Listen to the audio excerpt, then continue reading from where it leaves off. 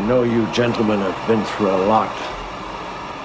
And when you find the time, I'd rather not spend the rest of this winter tied to this fucking couch! Three cinephiles have come together to bring you strong opinions, controversial statements, epic battles, and plenty of fun. Introducing our host, the man who watches 52 movies a week, drinks 52 beers a movie, loves women but hates the woman, from the foreign land of Canada, our host, Mood 616. He is widely known as the man who talks too much. His worst enemies are Postmaster P and Pee Wee Herman. He said Hellraiser was overrated and Leprechaun Origins wouldn't suck. He's the full-blooded half-Mexican, JP. Finally, we have the man who doesn't talk enough. He is best friends with Sean S. Cunningham. His favorite horror movie is Gummo. He is your favorite Jew and mine, Jeremy. Together they are known for extending a helping hand to vampircons everywhere. They are the 22 shots of moods and horror. Yes, y'all, it's going down right now. Episode 153 of the 22 Shots of Moods and Horror podcast is coming at you live. I am your host, the man who takes time off from the show to spend all his fat Patreon money on shit that I don't need. I am your ginger cloth, aka Moods. Yeah. And of course, I always got my two legitimate stepchildren by my side. First up, we have the diva Mexican who likes long walks in the hotel and to curl up with a 90s comedy because horror movies actually scare the shit out of him these days. Double Shot J, aka JP. And last up, we have the boy who resides 45 minutes out of Chicago and likes to avoid all human contact while hunting for dollar DVDs at Family Video. After he eats 6 McDonald's burritos and 3 hash browns, he gives no fucks about a diet. Sega Genesis Sucky Poo 45, aka Jeremy the Jew. What's going on, guys? Yeah. I'm really mad at you. You're leeching off of the Patreon. That was a great one. You motherfucker. How dare you leech off of the Patreon? You know, you're making your living just solely on the Patreon. How dare you? Dude. How dare you live on $100 a month? Okay, man. I am back in the house. I can't believe I didn't fuck that up. That was the first take. You know, yeah, it's it's been pretty too good. much to do that. So yeah, I'm back, and that has to be my favorite comment. I mean, once you take a little bit of a hiatus from the show, you know, the PMs and the messages, they start rolling. People start asking questions like, are you okay? Is it, you know, people thought I was having medical issues and stuff. And so I was, you know, just kind of beating around the bush. I never really told anybody what was going on. But my favorite thing was the fact that I took time off to steal from the Patreon. That has to be my all-time favorite comment I've ever seen about the show. That really brought a smile to my face because not only are people willing to make that shit up, it's because, oh man, like you must be making a splash, an impact on people if they're willing to say that stupid ass shit about you. I just loved it. God, that was awesome. That was really, really good. So, dude, yes. If any one of us could live off the Patreon, like, that would be freaking awesome. But unfortunately, unless your bills are like in the cents and you live in like the 1930s during the Great Depression, you're not living off the Patreon. Nope. Oh man. Doesn't mean we don't appreciate it though. Yeah. No, absolutely. Hey, look, we've been able to, you know, pay our website and pay our, you know, pay Jason Lloyd and stuff like that. Not pay Jason Lloyd, but pay for Horrorphilia. Mm-hmm. But yeah, so we obviously greatly appreciate it, which by the way, we gave away that copy of Suspiria. It went, just so everybody knows, Amanda won it, but she already had it, so she told us to pass it on. We offered to give her something else, but she said to pass it on. So our boy what's his name? Vic, I just call him the muscle dude. I'm not even joking. He's huge. I'm not even joking. He's the here. muscle dude. I'm not even joking. We have a list of Patreoners like on a spreadsheet and stuff, and there's names on here like Michael Fisher, you know, fan of Eli, Rob Henkins, muscle dude. Literally says muscle dude. That's the one that kills me every time I see that, man. Muscle dude. He's huge though. Yeah, that's Vinny. That's Vinny, man. Yeah. So that's cool, man. Yeah, he was so grateful. It like touched my heart. I was like, man, what an awesome guy. Like, we're grateful. Yeah, Thank you. I was really happy that he got a copy of that too, because, you know, he's become a supporter, and, you know, and he's been going through his own problems as of late, and and still supporting the show, which is, that's just fantastic. You can't ask for any more than that. So that's really cool that he, would get that back. But, during my time off here, I was, I actually kind of felt sorry for you guys a little bit. Good, you should have. I honestly did, because I was happy that you guys were doing the mini shots and getting some of the Patreon stuff out of the way, and that's good that those were getting done and stuff. But the I couldn't help but notice everyone's like, even though you guys managed to do those 2 mini shot episodes, people were still like, the fucking show's over. It's over. Armageddon. It's over. And I'm like, dying. okay, they're It's still gone. going. The 2 of the 3 members are still active right now. And it was the end of the fucking world, like Armageddon. Like somebody even said, I've been reading on the internet that the show has jumped the ship. Like, Jesus Christ. We've been gone for 6 weeks. Yeah, they jumped the shark or something. We've had longer breaks. And honestly, that's what I couldn't get over. We've also had to, I think this was in like 2015 or 16, I stepped away for a couple months before. Yeah. And the show did come back. It did continue back. So, that was pretty surprising. I don't know if will feel better soon, and the show will be back on track. I saw some people think that the show is falling apart now. It's like, Jesus Christ. It was only 6 weeks. I mean, like we said, we've had longer breaks than this, so I was very surprised at the reaction. But then I got thinking about it. And some of our longer breaks before were also before I think we had the Patreon. So I think people were getting a little bit impatient. And that's just the way the world goes nowadays. I mean, people, they get impatient. They lose interest in things so fast. It's just because, we had this conversation a little while ago about, when I was growing up and stuff, we didn't have the internet. We didn't have the exposure to so much products and so much content and stuff. So, when you watched a movie, like JP talked about renting a VHS and watching the movie 5 times, nowadays you would never do that because you have so much content. And I understand, like, if we're going to take long hiatuses, people are going to get a little bit squirrely and probably move on or whatever. They just, you can't keep their attention. And I get that. I completely 100% get that, because I'm like that too, Growing up, with music, I would listen to albums. I'd buy 2 or 3 albums.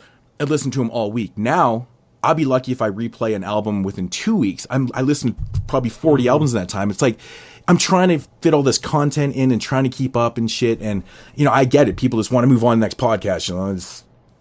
We completely understand. The same thing happens with movies. If we have a ton of movies to watch, sometimes I don't take them in like I would if I'm spacing them out a little bit more. And it is a little bit different now, though, because before we could just take a break and nothing would happen. But now people are paying us to do things. So it's like we do have to at least put our best, as long as we put our best effort in to actually get stuff done. I'm pretty happy. But everybody that actually does, like, the people who are complaining most are people who aren't actually supporting us actually the ones putting down the money. The irony. But the people who actually put down the money to, support the show, those people complain the least, I would say, which is pretty interesting. It is ironic. And I noticed that also. I think it's because the people that are willing to put the money forward are the ones that know that we are going to get to it. And that they appreciate the amount of time and work that it takes. They get it. Those people get it. And I think that's why they donate. Yeah, unlike somebody named Turi. Sorry. That motherfucker doesn't get it. It's Tori. Whatever the hell his name is. Whatever. Yeah. It's hard to get things when you're still attached to your mom's titty, though. But listen, you want to know what's crazy? While you were gone, we had the best Patreon month of our entire career. Yep. So thanks for that. It's like the weirdest thing, right?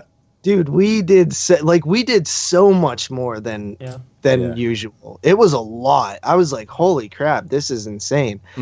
And just even the amount, there was like so many. There was like 39 or 40 people that were Patreon members. Which is insane. That's really, really good. Which, speaking of which, we're giving away this month. It doesn't come out till the end of March, though, so you'll get it in March. But we're giving it away in February. Pet Cemetery on 4K. That cover is awesome, by the way. I love that cover. Our first 4K. And Jeremy actually brought up an idea of maybe doing a bigger prize at the end of the year. 4K. To anybody who had been a Patreon over the course of a year. Yep. So even if you left. And the people you as long as you get in before the end of the month, you're eligible for the Pet Cemetery one. But another thing that I wanted to say, I do want to apologize to Sam again, because we really dropped the ball on the Tetsuo show, which he paid us to do. So we are going to return and give him another roll of the dice with another show on that. What do you mean drop the ball on the show? Well, I mean, you weren't here for it, for one, and then two, we didn't really review each film. We just kind of reviewed the three as a whole, just because I honestly, at that point, we had watched them so long before, and they were kind of the same, and like Jeremy were the best at reviewing them. I even watched all of them twice, and I didn't even record. But so what? Just to kind of make up for that, what was your opinion on those three films? The first one I find is it's a unique film, man. I mean, even to this day, there's not a whole lot of cyberpunk films quite like that. It's an interesting idea. Aesthetically, it's amazing. I think, the editing style is fantastic in it too. I think it's a really fast-paced mind trip. It's just one of those films where you watch and you go, fuck, I could totally watch that again and probably catch something else. I think it's creative. It doesn't overstay its welcome. It's a very short film. I think there's a lot going for it. I mean, narratively, there's not really much there. It's a visual film. Mm-hmm. It's purely visual. And that's what those type of films are generally, the cyberpunk type stuff. So I don't fault him for that, for not having, a very cohesive narrative to it. It's visual. It's an editing style. It's a stylistic, artsy type film. And I think it really works for what it is. It's a film that I have a hard time understanding why you would make two more with the same idea. Because the second one is just the same as the first one on a bigger budget. That's all it is. But it does have a little bit more story. It's almost like a revenge joint or something. Sure. I didn't like the second one that much. That's what my problem is, though. I love the first Tetsuo film. I think it's a fantastic film. And then the second one totally is what it is the same film generally with a bigger budget and more narrative. But I think the narrative is actually what hurts the second film, because you try to incorporate some sense into it, but you're dealing with the same shit that went on the first one. It's you can't incorporate sense into the movie because it doesn't fucking make sense. It's the most American Japanese movie ever made. Yeah, it's so highly influenced from films from that time. From America. They changed it aesthetically and visually too. It's in color. That was one thing I really liked about the first film. It's black and white. The second one's in color. It definitely has a totally different feel to it. I do like the second one. I think it's okay for what it is. It's definitely a step down from the first one. And then the third one is really shitty. It's like 5 steps down from the second one, which is already a step down from the first one. So these things decline at a rampant pace, and the third one's oddball. And me and Jeremy talked about this when we were going to record, and I was like, I'd never seen the third one before. And I was amazed. I started watching. I was like, this motherfucker's in English. I was like, what the fuck? You thought it was dubbed. I was like, no. I was like, damn. It was shot in English. Yeah, it was totally shot in English. So that really tripped me out. But the movie itself was pretty trashy. It's a shitty, I don't know. I didn't care for the third one at all. Yeah, I didn't care for the third one. The second one I thought was okay. And surprisingly, you weren't there for the show, and I don't think you listened to the 2 mini shots that we did you? No. I didn't think you did. Thanks for the support. Thanks for the support, asshole.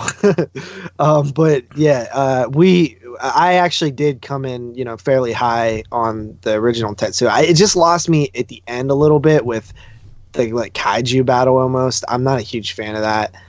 And then I didn't like the third one at all. I thought it was super weak. But another thing that we did that you weren't there for was Lost Highway. Mm-hmm. And that was actually pretty interesting. I liked that. That movie was fun. And Jeremy did a good job on talking about that one. And I went and watched a bunch of more things about it afterwards, and I completely get the film now, and I like it even more than I did when I watched it. But that would have been a cool one to have you on for. Yeah, you know what, man? I wish I had been on for that also, because I haven't seen it in a long time. I just remember the Trent Reznor soundtrack and it being so fucking cool and, very visually. It's David Lynch, man. You know, there's not a cohesive narrative there, but I mean, there's definitely shit there. But yeah, I would love to revisit that. It's too bad I didn't get to do that. The one I wanted to talk about though was Red to Kill, because Oh yeah, you weren't. For some reason in my head I thought you were there for it. No, we actually had that one was fun to talk about too. Yeah. And did you like it, Jeremy? I can't remember. Really. I liked it. I think it was mind blowing. Like, it was so disturbing. It's a great category 3 film. I mean, the content is so brutal, like raping a mentally challenged person, and the fact that they used like real handicapped people in the film was also, it's shit that I didn't even know. You about. just don't see that you just don't make films like that anymore. You really Yes, can't. you do. It's called The Ringer. Yeah, I guess they definitely, but even The Ringer came out before everything got so PC. I don't think you would see that in 2019 using, I was watching exploiting them basically, so. Listen, watching the American Pie movies. Yeah. Recently, which you anybody who follows me on Letterboxd, Double Shot J, would see that I've been going through them. Dude, I don't even think those can be made now. They're so like misogynistic and like you didn't watch. They're Blockers, like really, I'm really you, watch Blockers. I know you're not gonna like it, but just watch it. It has similar themes going on. Does it though? Is it referring to cock blocking? Yeah, it's the parents. They're trying to stop parents. their kids from having sex. Yeah, blockers. But I'm saying the American Pie movies like are really misogynistic. Putting a flute up your pussy. I mean, come on. Yeah, but that's. I'm not saying that like. I'm saying like they're like the way they treat women, and some of them are kind of bad, and I think that it would just be different nowadays. Like there's a scene where Stifler just walks in and smacks a girl's ass at a party, and I'm like, I feel like that would be like super. Nobody would put that in a film nowadays because of the Me Too and stuff.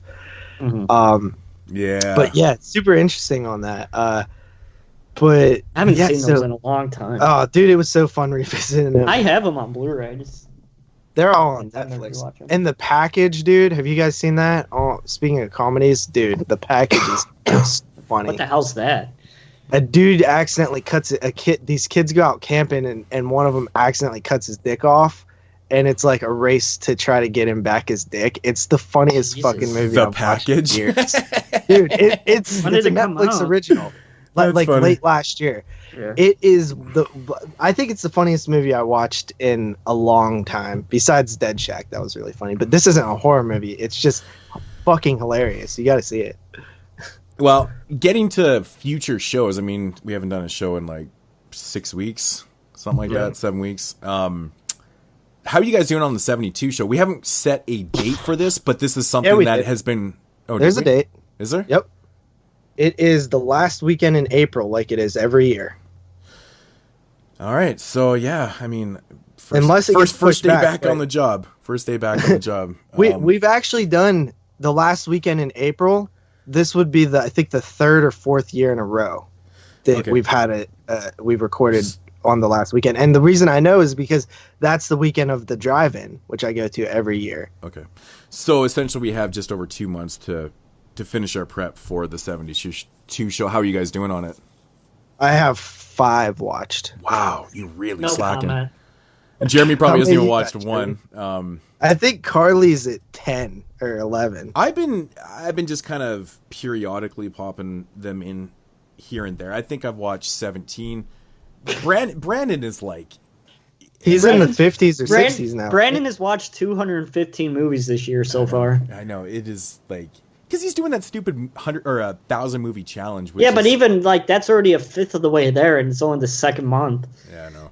Well, Brandon does have a plan though. He wanted to get really far ahead so he could take some time off. Yeah, but I told him he's that he's beating going to hit himself 1,200. Yeah, I know. He's not going to slow down. That's the problem. Then by the end of the year, he's going to be so miserable, and then he's not going to want to do the year-end show top 10. He's like, fuck it.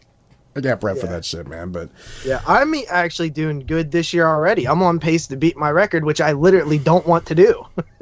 Yeah, I'm like, it's crazy. But I feel like I've been modestly watching films, and I broke 100 yesterday. I'm at 101. It's insane. Like, it's fucking crazy. I don't know how that even happened. So yeah, I really got to get on the 72 show I'm because at 40. like, really behind. For 72. No, for this year. Well, that probably too. I've watched so far like 8. I think like half my watches for 72 are TV films. And I tell you, man, the early 70s or right through the 70s, man, there's so many, good TV films. It's crazy. Like, I wish that shit still happened, but yeah, I don't know, man. I'm having fun with it so far. Yeah. Not to be that guy or anything, but if anybody next month wants to give me 72 films for Patreon, I wouldn't be opposed to it. Hint, hint, wink, wink. What a bunch of shit is that? That's some fucking bullshit. This guy, he needs fucking motivation. Films that people probably want to hear about. The show itself and us bitching at him every day isn't motivating enough for him. He's got to get paid to do it. Oh man, that's great. Somebody did do that though. I had sisters. Well, I think it's also because you had mentioned on the show before that you'd never seen it. Yeah. So they do that a lot. Yeah. They do that a lot. Which I appreciate. Yeah. I appreciate them forcing me to watch something. I don't say anything. People just give me what they want to give me. Yeah. Well, yeah, you do. You bitch about the stuff they give you, and then they're like, haha, this is funny. I'm going to make him mad. You do realize every time you complain about some shit, they go... Actually, I didn't have one bad film this month, besides one. And that one wasn't even bad because it's not watchable. It's just not a good movie. Yeah. So I had a good month because there was no Mikey Fisher. I had a pretty good month as well. Honestly. Oh, yeah. Fisher didn't give you anything this month. It was me and JP that got... Yeah, because he was full. I was full. Yeah. Crazy. Yeah, it was funny. When the picks started rolling in, Jeremy had 9 before I had 2. Same with Moods. Yeah, it was weird. I was like... Everyone was giving me... I had 1, Moods had 1, and Jeremy had 9 at first. But then more kept coming. I was like, what the... I was getting them like... People gave me more, but I was like, you have to give them the JP or Moods because I was already filled up, so I would have had a lot more. Yeah. Yeah. Speaking of those watches, are we going to split this episode into 2, kind of? We doing that? Really? Why are we talking about that on the show? Well, because, I mean, it doesn't really matter. I'm saying you wanted to mention where the What We Watched picks are going to go. We're just going to do a What We Watched episode next week. Yeah. So there will be no What We Watched. Well, I'm saying split the episode into 2 is in we planned on doing 1 big episode, but now we're going to do 2 episodes instead. Okay. Yes. Sure. Yeah. That's what I'm saying. You're the one that said to bring it up.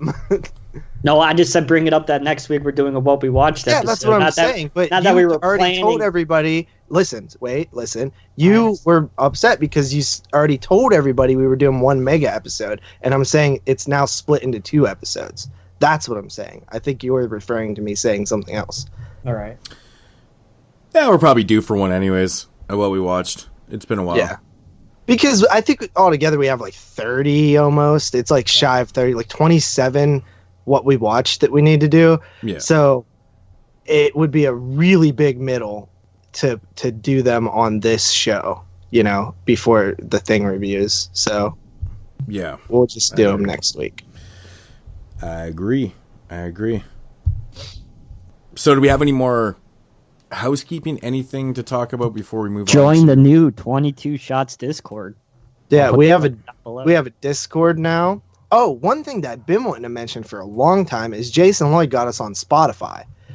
So now we're on Spotify as well, which is huge, I think, because Spotify is the music app. Music app. Wow. Yeah. Yeah. I mean, I have a Spotify account.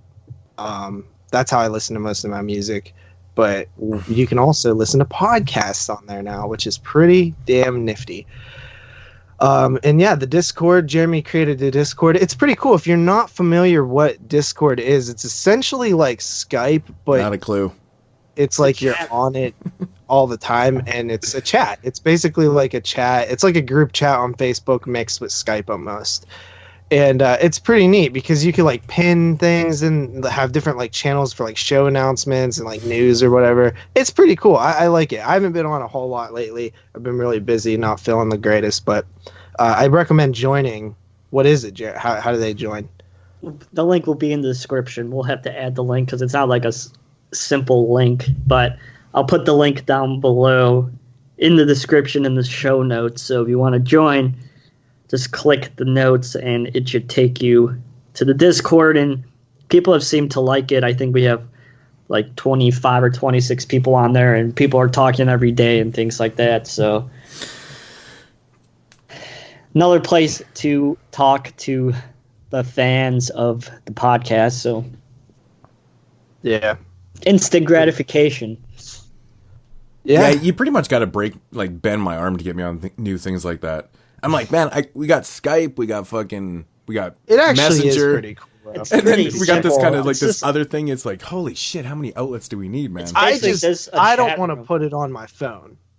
That's the thing. I don't want to put it on my phone because I'm already too distracted at work and places with things. I don't need another thing to be distracted by.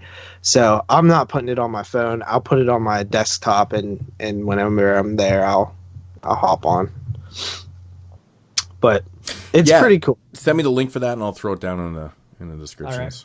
So. Yeah, and speaking of which, we need to make sure we're sending, because there's an app called Podcast Addict, which that's how I listen to podcasts, and a lot of people use it. It's probably the most popular on Android, and if you listen to a podcast on Podcast Addict, for example, Exploding Heads, I was listening to them, on their page, they've been putting out some really good. Their Friday show is ridiculous. If you haven't listened to it, listen. They're the only fucking podcast in the world that can make up scenes and review the made up fucking hypothetical scenes. Dude, it was such a funny moment though, because Dave is going on this long tangent about Pamela Voorhees' backstory and how she could be a cook and this and all. He's reviewing a scene that is a hypothetical scene in his head, and Brandon is like, dude, you're reviewing scenes not even in the movie. It's one of the funniest moments. I literally couldn't stop laughing. And that's pretty much the reason why that full episode is 16 hours long. Yeah, I think it's two episodes. Yeah. 2 8-hour episodes. But I mean, as a total for a franchise, dude, they own the record for the longest. No, 16 Halloween. hours. Our Halloween is pretty long. It's 12, but it's 12 hours. Yeah.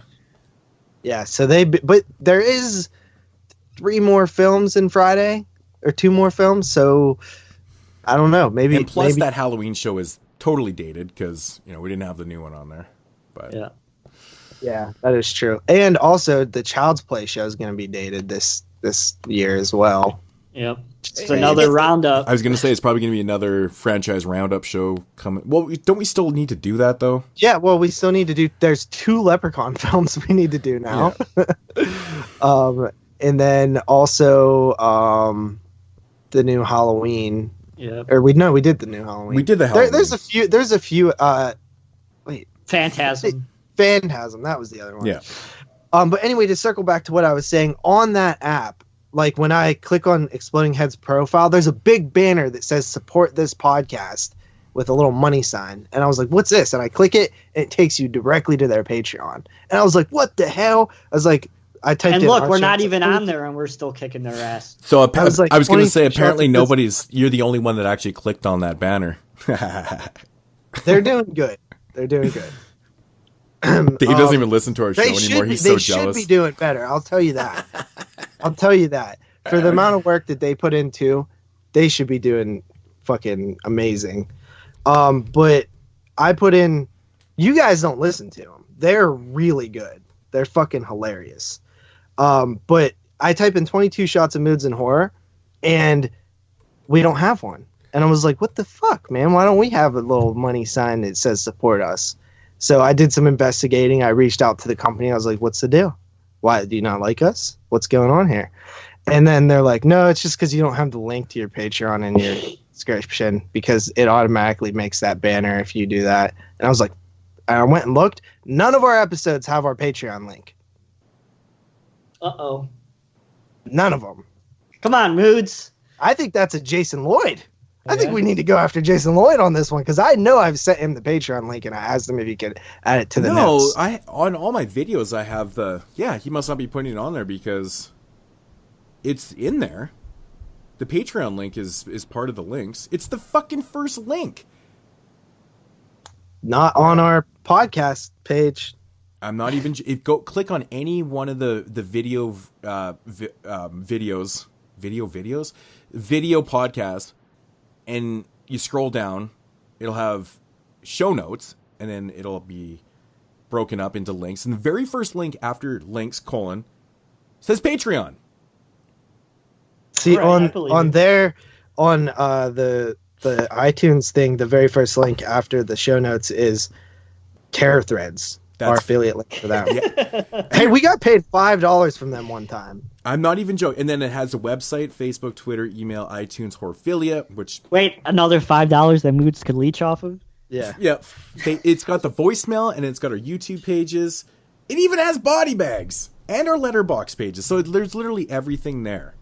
So I don't know what Jason's doing. Okay, so our letterbox pages aren't here, and... So he's cutting off. These are old ones. This is like I don't think he ever updated it from when I sent him to update it. Because these are all our older so slips. literally, click on a video and it's right there. It's the very first thing, Patreon. And I copy and paste that. The story is we need to fix this so we can get paid and Moods can leech off of it. Yes, I need more. Whatever the hell I was buying with all that Patreon money. I don't know. Crack and horrors and marijuana and the natural things. Yes, prostitutes and coke. Yep. But so I mean, you might want to message Jason and be like, dude, what the fuck, man? Why is the Patreon link being cut off here? That's kind of bizarre because I actually have it saved in my pages here. Like I just copy and paste from when I'm doing my show notes. It's the same thing every single time. Yeah, but you don't send that to him, right? I do. You just send him the show notes, right? I send the show notes. I've sent him. I don't send him that part because what's the point? Yeah, exactly. So he has an outdated permalink thing. Like, the ones that we keep every time. His is outdated. We need to fix that. That's right. All right. So solving problems live on the 22 shots. Live. Here's some news. Well, is that everything that we got? I think so. Okay, cool. Well, then let's kick this motherfucking shit along and get into some news. We'll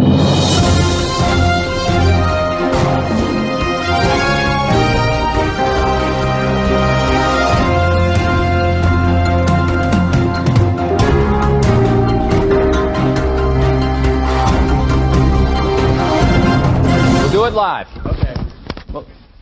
We'll do it live. Fuck it. Do it live. I'll write it and we'll do it live. All right. So, first little bit of news here. A couple of releases announced, which I thought were pretty cool. From Criterion, we have Funny Games, which I've reviewed on the show, and Blue Velvet. Yep. Which is pretty cool. Or Lynch, which I think that was rumored. Blue Velvet. I think that was rumored. Blue Velvet on Criterion. Yeah. Yeah, good. I'm excited about Funny Games too. Good, strange. I reviewed that on the show. Funny Games is pretty awesome. Man, I always remember every time I think of that film, I always think of the one part where the dude's just like standing there. Oh fuck, man, it's such a creepy fast film. It's like all Lynch films, they're not really like straight up horror films, but like they have the creepiest shit in them. Yeah, great movie. So this is another little bit of news here. Cory Feldman joins the cast of Friday the 13th fan film 13 Fanboy. What else the hell is he? What the hell else is he doing? An original cast member of one of the best. They're all there's a bunch in there. Yeah, there is. But they also got Dee Wallace. But I love how it's a fan. That's awesome. That's amazing. Well, it's interesting because it's a fan film directed by Deborah Voorhees or Deborah Sue Voorhees. I think the guy from what's the guy's name? Did she direct it, or did her boobs direct it? It's the guy that tried to. What's that, Moods? Did she or her boobs direct it? Oh, it's the guy that tried to rip me off at Flashback by trying to sell me the Alice Cooper autograph. C.J. Graham. Yeah, he's playing Jason. That's his. No, they're not doing Jason. Well, he's in it too. Then I know. I thought I read that somewhere. He is in it, but he's not. They're not actually having Jason in it. Yeah. Oh, really? Yeah, it's just it's a deranged Friday the 13th fan stalks the woman from the famous franchise. That's the plot. But we have CJ Graham, we have Tom Matthews. So everyone's playing themselves in the film then? Judy Anderson from Final Chapter, Tracy Savage from Part 3, and Ron Sloan from New Beginning, and now Cory Feldman and Dee Wallace. So I imagine it's going to be like all these people do conventions and stuff, and it's almost like Adrienne King. You remember she had that stalker from when she was actually in the movies, like in real life. I imagine it's going to be like that, acted out. How could you stalk that lady? She's so nice. That lady was like one of the nicest people I've ever met. I don't think stalkers really care if you're nice. Yeah, that's not really they're not like, well, this person. That's not their nice. MO. I shouldn't stalk them. Does Debbie Sue Voorhees do conventions? I don't think I've ever seen her on a convention bill before. I've never. I would literally show up to that convention to meet her just to stare at her booth. I wonder how big those things are now. We could probably interview her, honestly.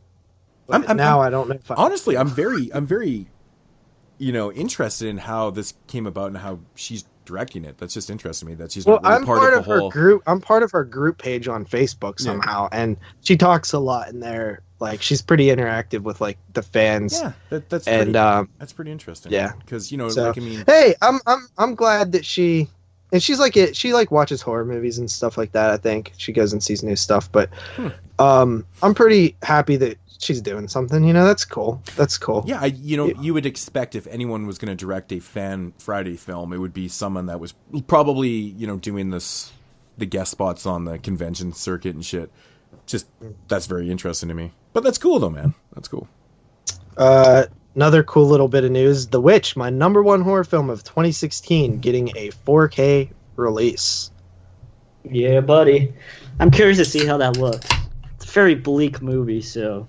dude, I bet I don't know. All I know is it already looks stunning on Blu-ray. So if it even looks better, I don't even know what I would do. So after that, we have Art the Clown, good old Terrifier sequel being written. The screenplay draft 1 has been complete, which the Dread label that's currently existing. I guess Dread Central. Dread Central, yeah. Percent. They changed it to just Dread. Oh, okay. Yeah, that came out in a press release recently. Wow, that's just so boring. Dread. Yeah, well, it's more of like a label, just like Dread. Like instead of like a Dread Central. I don't know. I don't know why. There's a movie called Dread. Yeah, and it's awesome. Yeah, it is a good one. It's actually, it's based off a fucking Barker story, I think. So, I'm talking about Dredd, the fucking Judge Dredd movie. Judge Dredd? Jesus. There's probably the Stallone one? The Stallone one? No, the Dredd one from a few years ago. No, I know.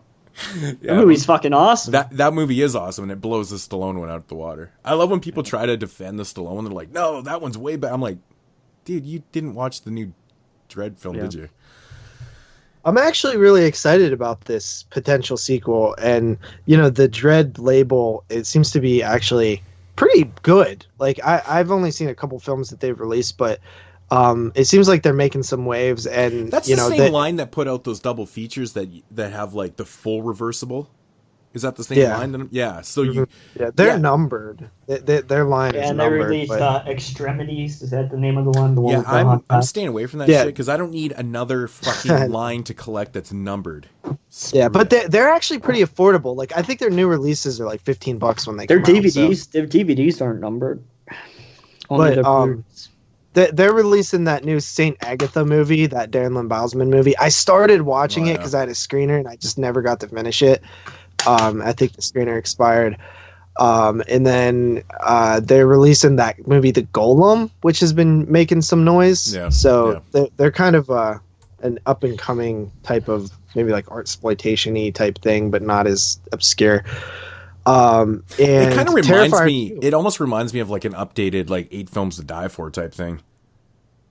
Yeah. Without the festival, I guess they're just kind of releasing these films, but Yeah. No, they're like Bloody Disgusting Selects. Yeah.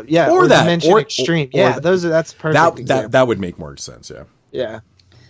Which Speaking of Bloody Disgusting Selects, or That didn't last very long. You know, and that's fucking DVDs they're fucking expensive. Yeah, that bloody disgusting. Like those things were kind of cool. The woman sells for like $30 to $35 now. It was a cool line, but they didn't put out enough films. There was like maybe 15 movies that they put out, and that was it. Yeah, it's kind of like the Fangoria lines. Fangoria you would buy them, and they wouldn't have the banner on it. Like they would just they would be released like without the banner. Like I don't know why, but I have one found footage one. I believe it was a Canadian release, and it doesn't have it, right? And I was like, that's kind of lame. So I kind of stuffed it in the middle. I'm like, fuck it, it's going with the collection. The Dimension Extreme label, if nobody has all of those, which I don't have all of them because some were on horror and stuff, but I imagine that those are out of print already. But, you know, there probably still some exist out there. I have a fair amount of them. Get more and more expensive. I have a fair amount. I never went out of my way to collect those or anything, but I got a fair 13 Games of Death. That movie's fucking awesome. They've released so many good movies. Like honestly, the Dimension Extreme line was really good. Yeah, yeah. But yeah, so Terrifier 2 on the way. Better than Fangoria shit. Remember that 5 line we did that show way back in the day? Those Fangorias? Yeah, there's a couple different lines of Fangoria. There's the one with Skin Deep and like Insecticide and that line. Man. That line was horrible because Skin Deep is pretty bad, and Insecticide might even be one of the worst movies ever made. But it did have like Soho Sangre. They did have raw meat on there though. That was pretty cool, right? Yeah, yeah. I think people like that one. Or Dead Meat or something. Not raw meat. Raw meat is Dead Meat. Dead Meat's a fun zombie film. It is, and it's got that Soho Sangre film too, which is actually kind of cool. Yeah, and then there was that other line that had Pig Hunt and Hunger and Dark House, and that one that you made Dave watch. Yeah. Oh yeah. Yeah, I think there was 8 of those films, and I think maybe 2 of them were decent. Nah, I think that 3 are, right? The Dark House, Pig Hunt, and Hunger. Yeah, Dark House. Is that the one with Jeffrey Combs with the fucking? Yeah, it's got the really kind of 80s. Is that Victor Salva? No, he did another. It's got the cheesy ass 80s effects. He did. Yeah. It's called Dark House 2, but it has. It's not called Dark House 2. It's called Dark House. It is called Dark House. It's also called Dark House. That's a better thing to say. God. Yeah, but they've done a few different of those like iterations of Fango Presents type things, and most of the time they suck. Oh yeah, I have Dead Meat right here. I didn't even realize. Well, it basically crumbled when the whole magazine went to shit. Remember, like when they just stopped sending me copies of Fangoria? I was like, "Fuck you, motherfucker!" Yeah. Still to this day, never got anything out of that. They never responded to my emails either. Fuck Fangoria. I know Jeremy's all about collecting them and shit, but I'm still saying fuck Fangoria. Well, their new magazine seems to be doing pretty good. Yeah. And it's expensive as shit. What do they have? I know. What do they have? Like $20 a piece. Yeah, because they must be super issues because they only have, 3 or 4 issues a year? 4. So it's quarterly. So they're doing them every 3 months. So yeah, so they got to be thicker and shit. But but $20 though? Yeah. That's expensive for a magazine, dude. You should see what they're going for on eBay. Yeah. Oh, I can imagine. They're going for like 50 to 60. And they're still in print. I'm not sure about that. I'm not sure how it works now. Yeah, I'm not sure you could get them anymore. I think because I don't even think you could buy them from Fangoria. So are you serious? So the only because they're not selling in stores, right? So you have to subscribe to Fangoria, and once the next one comes out, they're not in print anymore. Actually, that kind of makes sense because if you can only get it through the subscription, why would they still be printing them? Yeah, right. Unless they're selling back issues, because I mean, if you collect Rue Morgue or Whorehound, or you can still get back issues. Fangoria used to be like that, but then I don't think they had a warehouse fire and it fucked everything up. Yeah, like Gore Zone and shit, you can get back issues. So yeah, so yeah, that is. I don't even know what that was. What were we talking about? Releases and Terrifier 2. 22 shots of tangents. Terrifier 2 and Dread Center. So they did announce that Universal is handing the reins to the Universal Monsters franchises to Blumhouse, starting with Invisible Man, which is going to be lower budget, character driven, and directed by Lee now, which I think is great. Starting with one of the best ones. Interesting. And have a reputable director who knows what he's doing. Yeah, I think everybody was impressed with Upgrade from now. and he's definitely come a long way from. He's only directed 2 films. Yeah, Insidious 3 and and Upgrade. Yeah, which I like Insidious 3 a lot too. He was always sort of behind James Wan's shadow, but it seems like he's coming into his own now. So that's pretty cool. I'm really happy about that. Upgrade, I like him. Upgrade was one of my favorite non-horror films last year. It was sitting in the top 3. And I think that the handing it to Blumhouse is the way to go, because those failures of the relaunches with the Dracula, Tom Cruise Dracula, and Tom Cruise Mummy, you dumbass. Tom Cruise Mummy. And yeah, it was Mummy. What was the other one? There's so many of these fucking Dracula Untold. There's like a million of them, man. Yeah, but the ones done by Universal or the official franchise. Yeah, I don't know. So yeah, that's pretty cool. I think that's the way to go in terms of Universal. And plus, I'm down with it. Invisible Man I could use another update. After that, just got 2 more things here. So this is pretty interesting. Eli Roth is getting set to film a new horror movie for Miramax. And why that's interesting, it's just speculation, but it's gotta be. Yeah. As we know, Miramax owned the Grindhouse films, right? Yep. And we know that Eli Roth directed a segment in the Grindhouse movie in 2007 called Thanksgiving, which was a Thanksgiving themed slasher film. Thanksgiving, you dumbass. What? It's called Thanksgiving. It's not. It's called Thanksgiving. Oh, okay. I'm a retard. You're an idiot. Thanksgiving is the killer turkey movie. Yeah, are you dumb? Yep. And there's 3 of those, but there's I'm only 2 retarded. movies. That's what's wrong with me. But there's only 2 movies. Actually, Thanksgiving is the only movie ever to skip its own sequel and make a. Nah, that's not true. Well, it's just talked about one in your Vinegar Syndrome update. It's a fucking. It's the tagline to the 3rd but movie. But didn't you say that one of those films, The Executioner Part 2, and there's no Part 1? Yeah, that's so funny. One, it's a horror film produced by Miramax, co-written by Jeff Randall, who co-wrote Thanksgiving, filmed in Massachusetts. Plus, Roth said in 2016 that he has a draft that he's not totally happy with, but he wants to put some more work into it so it'll live up to the trailer. Could it be, finally? He's never said it's dead. He's never said it's not going to happen. In fact, he's always said that it's probably going to happen one day. Could it be that he finally does? I mean, it makes sense because Eli Roth at heart is a fan too, and I think that, he's aware of the internet, the interwaves, and I'm sure he reads blogs and other things, and he probably recognizes the fans wanting that film, and maybe it's that time. He's just done 2 directors for hires at this point in a row, so I think he's. I said this yesterday. Maybe that's why he did it. But maybe I said this yesterday in my live stream. We were talking about it. Me and somebody was talking about it when I was driving home. That he's done 2 director for hire movies now. So I feel like he's going to make a film for himself now because he's done those 2 other films. Well, so he did those movies to get money, probably to try and get the ball rolling on this one. That's how I see it. Yeah, I don't know, but it does make sense. Isn't it weird how? He was he was gone for so long, right? Like he made Cabin Fever, Hostel 2, and then nothing. He was still there, but he hadn't done anything. And now he's done more now in the past couple years than he had in the first part of his career. I mean, he was working constantly. I mean, if you look at his history, he was producing a lot of films. He was involved in a lot of projects. He just stepped away from behind the camera is essentially what he did. He's always kind of been around, but... Yeah, he's been around, but not directing. And now he's directed, Green Inferno, Knock Knock, Death Wish, as well as The House with the Clocks on the Wall. He did that TV...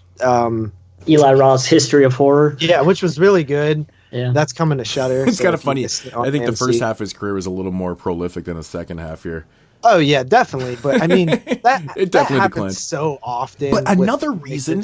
another reason, you know, since his films definitely don't stack up against the first half of his career, I think right now is even it makes even more sense to do Thanksgiving, right? Yeah. That's the film that the fans want. It's like it's kind of putting the fucking. Do the fans want it though? Yes. Hell yeah. I mean, there's not like a huge like upswing, like, oh, we want Thanksgiving. Oh, dude, that is one of the most like. That is one of the. It's like, most then why does Edgar Wright doesn't make Don't then? Don't we want to see Don't? Not as much as Thanksgiving. That was the fan favorite, I think, was Thanksgiving. That and Hobo with a Shotgun. Oh man, what about Machete? Machete wasn't as big as those two, dude. Like everybody still talks about. I still see people bring up Thanksgiving. Yeah. Yeah, I actually just chopped up that trailer for Don't for a new video I'm making. It's pretty awesome. It's pretty fucking awesome. So Edgar Wright is making a new horror movie, so we'll see. Yeah, Don't is. Oh man. But I think Eli Roth is in that spot now where he can just do it. I think at the time I don't think he could, and really didn't have his heart set in it. You know, so put that shit out, man. Put it out. Yeah, I agree. And this final bit of news here is actually really sad, and it's super bummy out, you know. But apparently, the classic effects filmmaker John Carl Buechler directed Friday the 13th Part 7. Was involved in effects for like Reanimator, Dream Warriors, Ghoulies, From Beyond. He also directed Troll and Cellar Dweller, as well as Ghoulies Go to College. He's battling cancer. He's in stage 4 prostate cancer. And basically he's like exhausted a lot of his pretty much savings and medical insurance. So his family is asking for fans to maybe help and donate to his GoFundMe, which we will link in the description. But it was like really sad reading this. I don't want to get into the whole thing, but basically, you know, it's very sad. He's in trouble with stage 4 prostate cancer, and they're out of money. So that's pretty sad to me that happens. And if anybody wants to go donate to that, I'm going to donate. Head over to the GoFundMe, because even though I'm not like a massive John Carl Buechler fan, but he is one of us. He's part of the horror community, and that's sad to me. That I don't like the idea that you could run out of money when trying to save your life. It seems like it happens all too often now. Yep. Yeah. That freaks me out. That is sad. But if anybody out there would like to donate, please do, man. I mean, I'm definitely donating, just because right now in my life, like, this has kind of hit me a little bit weird. This must have really hit you hard, man, because I mean, you're just as cheap as Jeremy. So if you're willing to throw some cash donate that never way, even entered my mind. There you go. So it must have definitely hit home pretty hard. But yeah, I mean, stage 4 really bad. My mom at stage 4. I know, it's a miracle. She's still here. Yeah, that's incredible. And that's what usually stage 4 means death. Yeah, but we'll see. So at least I think they raised like 30-some thousand or 24-some thousand in 3 days. They're looking for 120 to pay past and future medical bills. So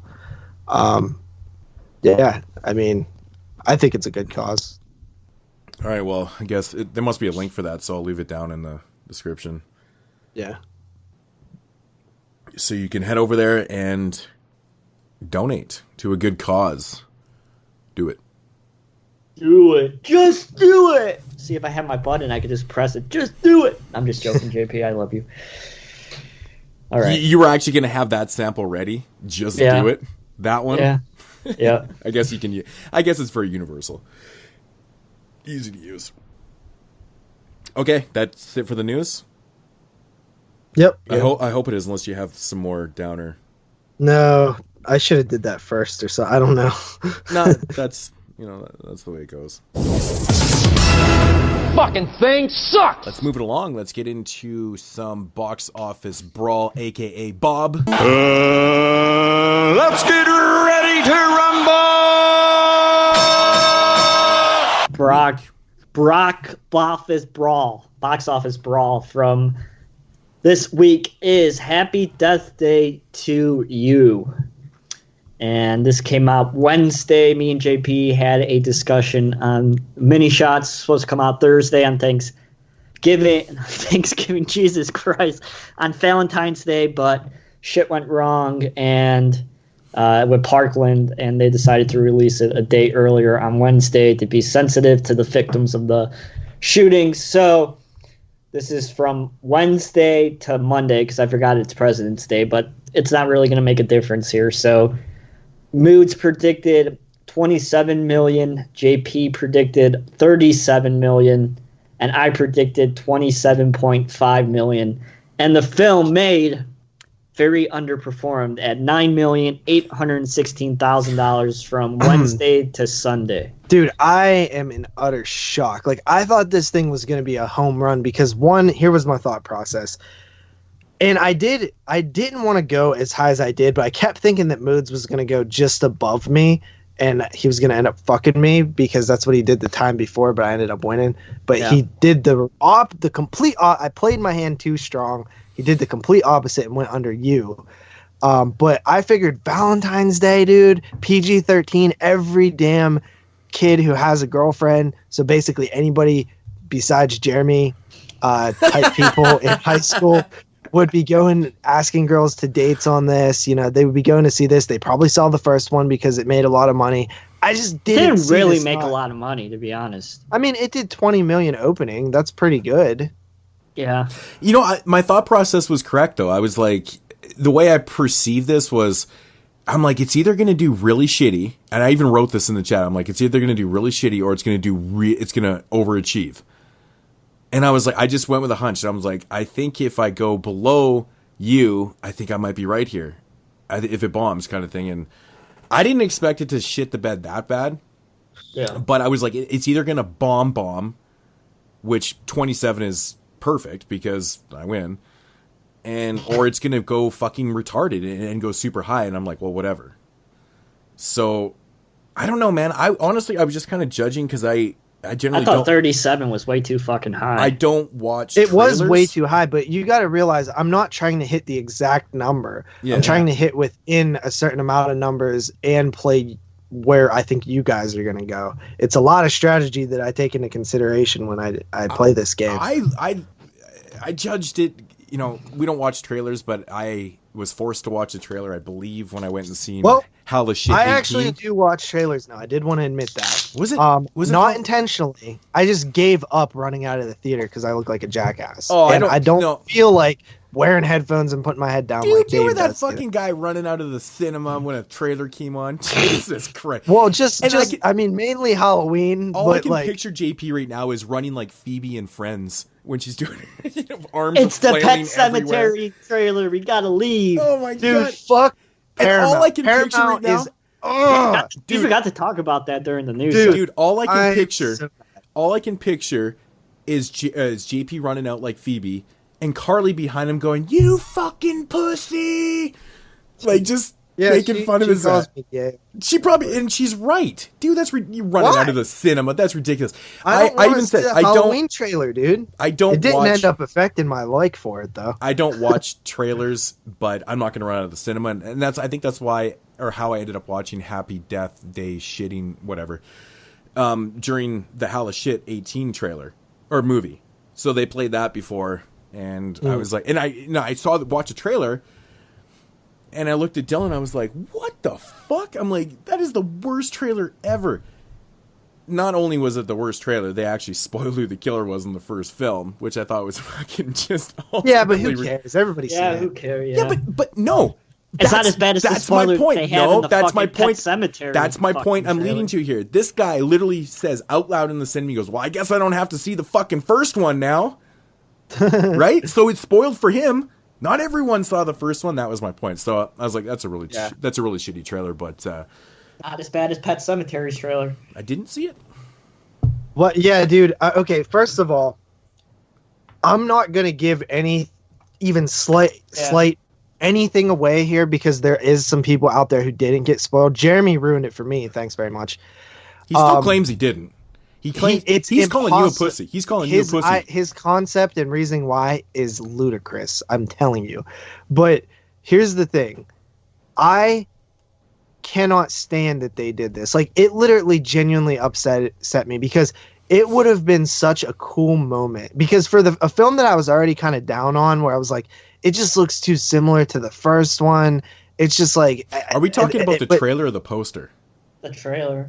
Okay, so there's something actually no, in the trailer. No. Shush. I don't know. I haven't seen it. I don't know what... I don't know. Good. Like, I literally have no idea. I just wanted to make sure what we were talking about here. Well, I mean, it's on the poster. What? It's on the poster. Dude, what don't you fucking people understand to stop saying that? All right. Like, you don't realize that when you say that, people are like, what? And they'll start looking at it, because normally you would just look at the poster and be like, oh, it's the poster. And like I did. But then when people say it's in the poster, then everybody starts over-analyzing it. Well, have some self-control. You don't have to go look at the poster just because someone said, hey, there's a spoiler in the poster. Have some goddamn self-control. Well, I'm saying don't look at the poster like that. You're just going to walk past the fucking poster and notice it after you've thought about it for a little bit. Everyone's got Spidey vision now, apparently. It just sucks. And like, I'm mad that I almost want to edit this out because like I don't want to ruin it for anybody else.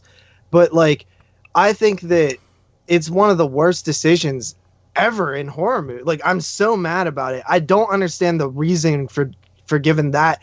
It's not even anything major, but it would have been in a film that looks exactly like the fucking original, but not as good because it's just different and you don't have the same actors, and those actors were really strong and the characters were really strong in the first one. Maybe it's just misleading. Maybe it's actually not. Maybe it's not. It's to get you all hyped up on this shit. No, it's not.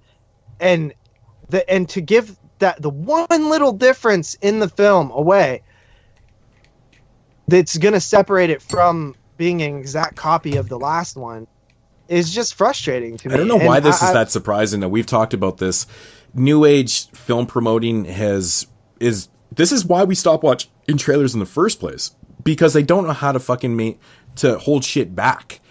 You know, they're constantly showing way too much in trailers, and now it's moved on to posters. I mean, I'm not going to go as far as like not looking at fucking theatrical posters. It just makes no sense to to change to, like, the first trailer was fucking fine. Yeah. Like, why did they need to show more? And the second trailer, between the first and second trailer, it's literally the whole fucking movie. Like, I don't know what is not going to be there. Don't understand this. How did this never happen before? With trailers in the 70s and 80s, even the 90s and shit.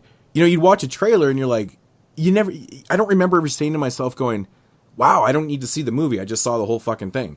Until nowadays, you know, the 21st century, just like, oh, we need to show more. You know, like, I don't get what the fuck happened. If I ever was like, oh, maybe I'll start watching trailers again, because, you know, this has definitely scared me away from it once again. Like, I almost do want to just run out of the fucking theater now again, or go late, because I'm tired of being fucking seeing. Like, I remember to this day, Insidious 2, the fucking whole movie was shown in the trailer, every scare. And I'm like, when I saw Insidious 2, I was like, this sucks. I know where everything is. And I think Dave's analogy was pretty good, right? Like, Dave Z, he has a pretty good analogy for this. He's like, let's say the Super Bowl is on, right? And would you want to see highlights to what was going to happen in that game before the game? No! You want to be surprised. So what the fuck is the point of a trailer, dude? I hate them. Well, to promote the movie. See highlights to a live game that hasn't happened yet? Well, you get the concept. You get the concept, right? If they were able to show you what was going to happen. It's like pre-recording. Okay, let's take WWE, for example, right? If they start showing you highlights from the match before it happens, right? Because it's all staged anyway. Like, it doesn't make sense to do that. It's funny, man. It's funny. I'm one of those geeky people that watches Dateline. Like, I fucking record that shit on the box every week, and I always watch Dateline. But when you're watching Dateline, before it goes to commercial, it always shows previews for, like, you know, the next segment. And I hate that. And I hate that. No, dude, I literally watch Dateline. No shit. I watch Dateline with my remote ready to go. And as soon as I know when they're going to, I fast forward. I fast forward through the commercials. I'm like, fuck that. Oh my God, man. I do it every time. My God. I cannot believe you brought this up because this is something that's been irking me for fucking, and it only recently started in the last like decade. The attention spans are so small that TV shows are starting to preview what's coming up after the commercial break. It is one of the most frustrating things. They do it in reality shows a lot too. I don't fucking get it, dude. It drives me fucking bananas when I see them do that. It literally makes my mind melt. I'm like, why are you showing me something I'm going to be watching in literally 2 to 3 minutes from now? It's so it doesn't make any sense. It's so over dramatic too. I love when you'll be watching Big Brother some shit and they'll show like a clip of what's about to happen and they make it seem like it's going to be the biggest fucking thing of the year and then it happens. You go, oh, well, that was really a letdown. It's like, what the fuck, man?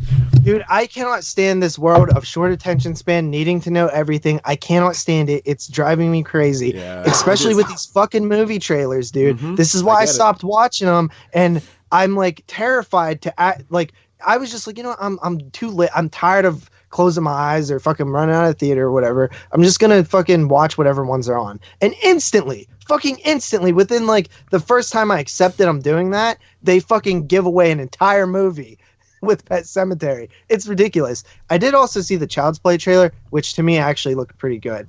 Yeah, I'll say that. I don't get the hate for it. I don't get the hate for it. Nobody wants to even give it a chance at this point. It actually looks kind of cool. Did they show Chucky in the trailer? No. But here's the thing. That's why it looked good. Here's the thing, though, too. What I like about the trailer is it's horror. It's basic Child's Play like the first one. Mm-hmm. And I like that a lot. I like the concept of it just being a horror movie again. And not fucking all these body doubles and fucking weird shit that was going on in Call to Chucky. And that even annoyed me. Like, so I'm down with I don't know. I'm cool with 2 franchises existing. I think there's room for it. It's not going to make any money because it's going against Toy Story, but that's another. Yeah, that's an interesting one to predict. Yeah.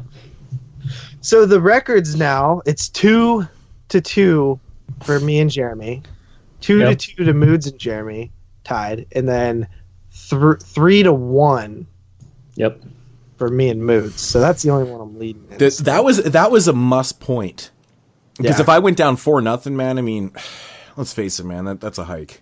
That's JP Box Office Brawl champion 2019 already. Oh, this is. I'm gonna end up having to share the title. I feel like. Who knows?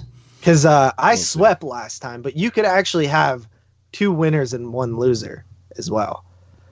You know what I mean? I think, right? Is that how that works? Yeah. Yep. Yeah. Well, no, there's always going to be. I'm saying a loser. You can have it to where it's a 3-way. Like I lose to Jeremy, Jeremy loses to Moods, and Moods loses to me. So technically, all 3 of us could equally win. But I want to sweep. I want to win both of my matches. You guys went 1-1. Or no, Jeremy went 0-2. Moods went 1-1. That's how it went. Yep. Okay. I've never won anything ever, so it'd be nice to win something for once. Well, this one actually requires somewhat of talent. But guess what? Moods gets to go first next time. Yep. There's nothing coming out next week. Yeah, but we don't even have anything yet, so, I mean... Yeah, I think the next one is what? I'm not going to try and make excuses, but the first couple of box office brawls where you guys asked for my predictions shit, I just didn't even really look into it. I was just preoccupied. So what'd you say the next one was, Jeremy? Greta. Yeah, that's the one. So this is probably the first week that I actually put some thought into it, and hey, I kind of won. Yeah. So we have Greta coming up, Ma, Pet Sematary, Us, Hellboy, Curse of there's a lot of movies still. Yeah. And then The Intruder. So that's only into May. Hellboy, so that's a tough one to predict too, man. I don't know. supposed to be a good R-rated movie, so. Yeah, but that's the thing, right? Hellboy's supposed to be really R-rated means and probably obviously less money. we throw in like thrillers and borderline horror stuff too, just to make more chances to get a point. Yep. Yeah. Yeah, there's been a lot of movies that we've done on Box Office Brawl I don't even think I've even seen. You know what Box Office Brawl started with? Trivia question for the 22-shotters out there. Derek probably already screamed the answer out. Yep. Do you either yins know? No. All Eyes on Me. Yep. Oh, the Tupac movie, which is funny because I still haven't watched it. Believe it or not. Neither. Believe it or not. Yeah. Yep, that was me. Jeremy bet me that it was gonna bomb. I'm afraid to watch the movie because everyone was saying it was pretty shitty, and I'm like, well, what the fuck, man? I don't know. That's a tough pill to swallow right there. But yeah. Okay, that's Box Office Brawl. Yep. Yeah.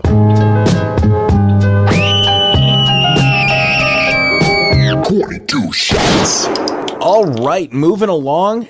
Jeremy, do you have some dead mail for us this week? You've got mail. Yeah, Mr. Sam Edwards' favorite segment. Okay, dead mail for this week. Issue number 8 from, when is this from? I don't even think they put the dates on. This one's so old. Here it is, October 1980. And we have Zombie is the main film on the cover. Of course, we have the iconic zombie photo with the worms coming out of the eye. Bad worm placement. Then we have George Pal. This is when Fangoria was still sort of fantasy/horror hybrid. It really didn't turn to a straight horror magazine until the next issue, which is number 9, which is the Motel Hell famous issue. That's when the magazine really started to be completely horror. And then we have a talk. Why is the Motel Hell issue famous? Just because that reason? Yeah, and it's a pretty iconic cover, and he says that with so much emotion too. He's like, because JP doesn't even like the movie. One of the more expensive. I really need to get that Motel Hell poster down from behind me because, you're right. I don't really like Motel Hell, and I'm feel like such a poser for it. That poster's been there. Yeah, way dude, too you're faking the motherfucking fun. And it's funny that you brought that up too, because I've even thought of that. Yeah, I'm glad that you brought that up instead of me bringing it up and then just sounding like a douche. Yeah, calling me out and shit. Well, I also have a Nightbreed poster over there, and I've never even seen that. So what? Dude, come on! How do you even admit this shit on air, man? That's just ammo. That's awesome. But seriously, what is the deal with Motel Hell that you don't like? Is it the comedy? It's just not very good. That's just why I don't like it. It's not very good. But it has people. He's harvesting people and shit. It's fun. But it's not. It should be better than that for what the concept is. There's so much downtime of boring talking. I don't like the vibe. I saw it in the drive-in, and it confirmed that I don't like that movie. Yeah, but okay. How much attention was given to Motel Hell at the drive-in between you and Carly necking the whole time? Probably 40 to 45%, right? No, because I've seen Motel He's like, Hell no. So I can slightly... Dude, the lineup this year is awesome. Yeah. You want to hear it? I do want to hear it. If anybody's listening goes to this, hit me up. Hit me up. There has to be somebody out here. Mm-hmm. So Mother's Day. Nice. The original. The Fog. The new 4K transfer of The Fog. Mm-hmm. And then the rest are 35 millimeter. You have Blood Beach. Wow. Blood Beach. Yeah. Interesting one. Creep Show. Yeah. Burial Grounds. Nice. That's fucking awesome. Yeah. Slithis. Cool. That's a fun movie. Toxic Avenger. This is a great lineup. What the fuck was the other one? I can't remember what the other one is. Wow, a couple trauma flicks. You must be just jumping for joy in there. Hey, I like trauma now. Can't remember what the last one is. Either way, you can't really ruin the lineup. Tell me that lineup isn't freaking sick, dude. That's pretty impressive. Blood Beach though. That's wow. How often does that get shown? Probably never. Not. Yeah, I feel like that's a good one. And Slithis, That's a 35 millimeter print too? Yeah, all of them are 35 except for the 4K transfer of the fog. I wonder what that looks like, because Code Red recently restored that on Blu-ray, and it looks really it looks way too good. Yeah. So they might have had that really good print. Who knows? Cool, man. Yeah. Oh, Basket Case. That was the other one. Fucking Basket Case. Go figure to be Basket Case, the movie that you've watched more than any other film in like the last 5 years. Basket Case is a not a 35 millimeter. Basket Case and The Fog are not 35 millimeter. The Fog's the 4K restoration, and Basket Case is DCP format. What's that mean, Jeremy? Digital. It's something I can't remember. It's this. Yeah, so it's this. Something projection. Yeah. Yeah. So, but digital still, cinema projection. That's what it is. Yeah. This lineup is definitely one of the better lineups in terms of like cult films. There's just so much there between, and it'll knock off another Carpenter film I've seen in the theater or drive-in, which I've seen Dark Star, The Thing 3 times. They Live, Prince of Darkness, Vampires, and now The Fog. So that's really neat. It's kind of cool, man, because that lineup is very versatile in subgenres. Also, yeah, it's got like creature everything. Features. It's got like trauma. It's got fucking hero type films. It's the ghost. That's a really interesting lineup. Pretty cool. Yeah. Blood Beach, more creature features type stuff, but very, very cool. Very jealous. And Burial Grounds, dude, that's gonna be dope. Yeah, that's a good one. Creep Show, super cool. Zombies, yeah, man. Creep Show. There's like literally something for everybody there. Yeah. Even though with that lineup, it's like their most diverse lineup ever. If you're like a hardcore horror fan, you don't even have to be a hardcore horror fan to enjoy all those films.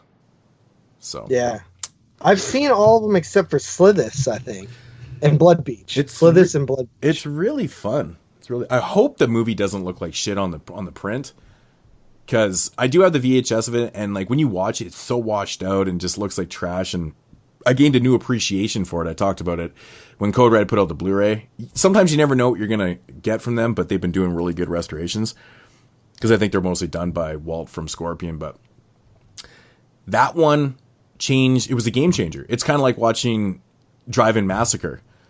For the longest time, that movie had the worst transfers of all time. I didn't even know there was a decapitation in the beginning of that film until I watched the Blu-ray, and I'd seen it like 5 times. So that's great. Yeah. But yeah. So I can keep going now? Mm-hmm. Yeah. Sorry about that tangent. Okay. John Carpenter, Escape from New York, A Talk with John Carpenter. All right. So, all right, this one comes from Mr. and Mrs. Necker, who says, our son, who is special, Matt Houston, chapter of parents of children with Down syndrome from Houston, Texas. All right. So, Mr. Martin, we, the parents of children with Down syndrome, are, needless to say, very upset with the coverage of Friday the 13th in issue 6. We have tried for years to dispel the myths about our children. There are enough monsters in the world of so-called normal people. Their stares, abusive remarks, and just a stigma of retardation are enough. We adopted our son at birth, and he is not a monster. We accept our son for what he is, not for what we want him to be. Most people have a single-world definition of mongoloid, idiot.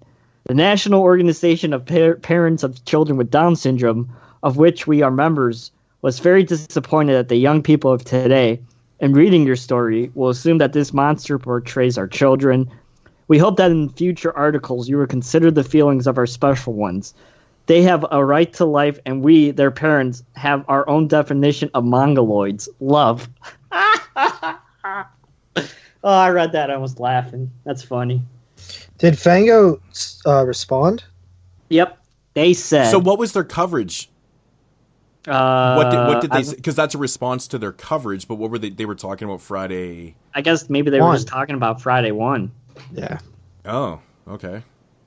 And they said Safini's makeup was a dramatically exaggerated depiction of an extreme case of Mongolism, not one in 100 cases of Down syndrome approach the appearance of the makeup shown in our coverage, and we apologize for not pointing this out. Because we did not wish to reveal the film's ending, we also did not point out that the child is not portrayed in the film as a monster, but as an innocent victim. He is only perceived as an object of fear by one character and only in her imagination. Whether one likes Friday the 13th or not, there is nothing in it to contradict the overriding message of most horror films, that people often abuse those people who are different, that fear finds its source in the mind of the frightened, and that judgment by appearance is false judgment.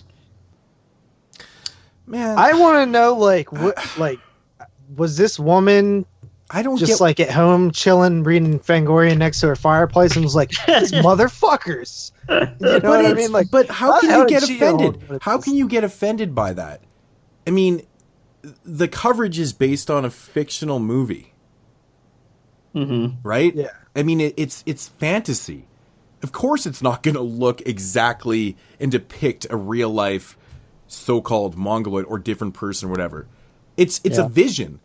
I mean, you can't take that seriously. That's ridiculous to read that and be offended because it wasn't depicted in the correct PC way, politically correct way.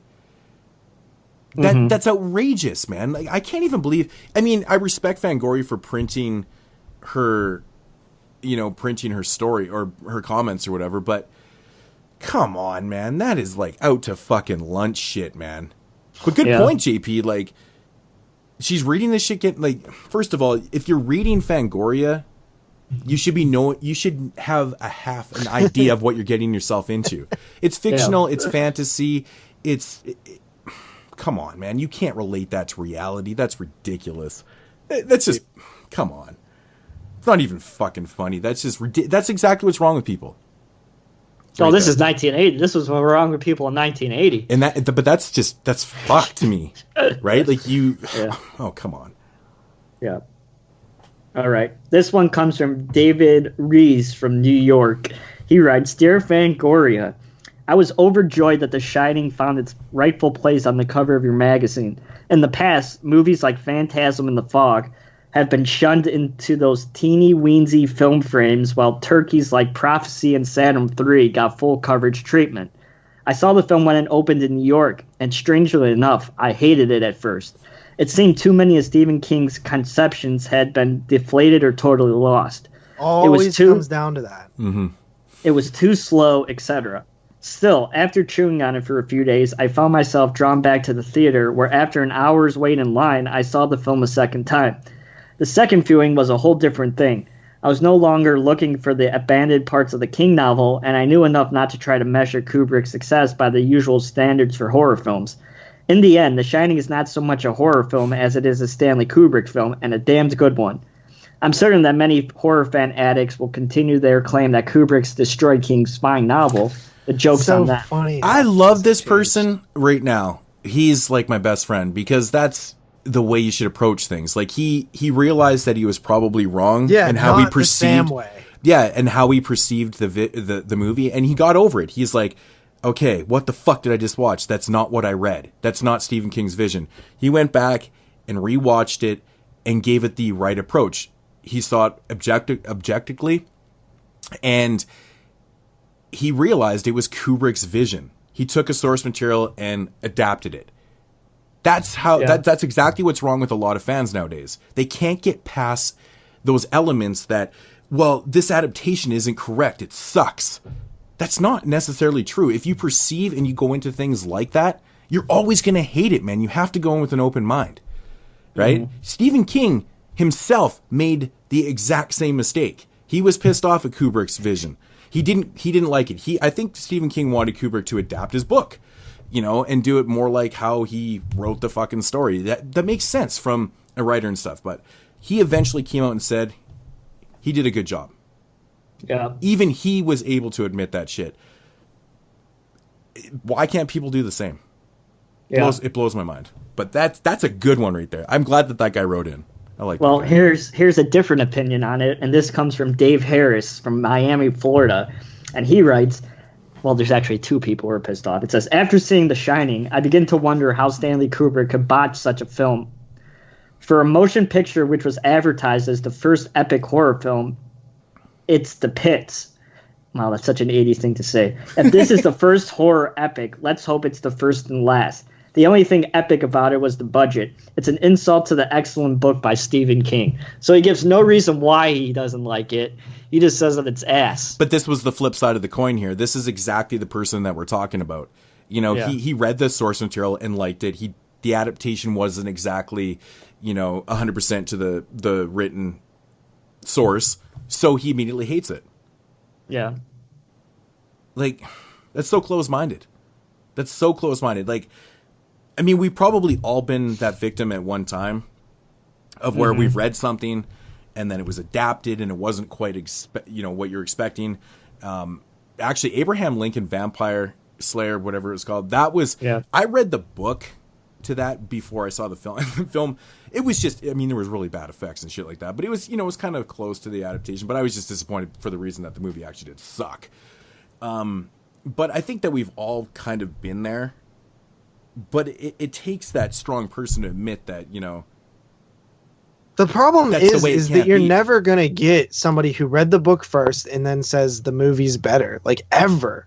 Like, if you read the book first, you're always going to feel like that's and it's so hard to adapt directly from source material that you're going to lose stuff. You're going to have to change stuff to fit the screen. I think what I mean? That's the thing I think a lot of people don't, or that kind of overlook about adaptations, is that when you write a story, you can write anything you want, right? You can do anything you want on paper. Yeah, you can write the thoughts of some characters in their head. But to adapt that visually is so much harder.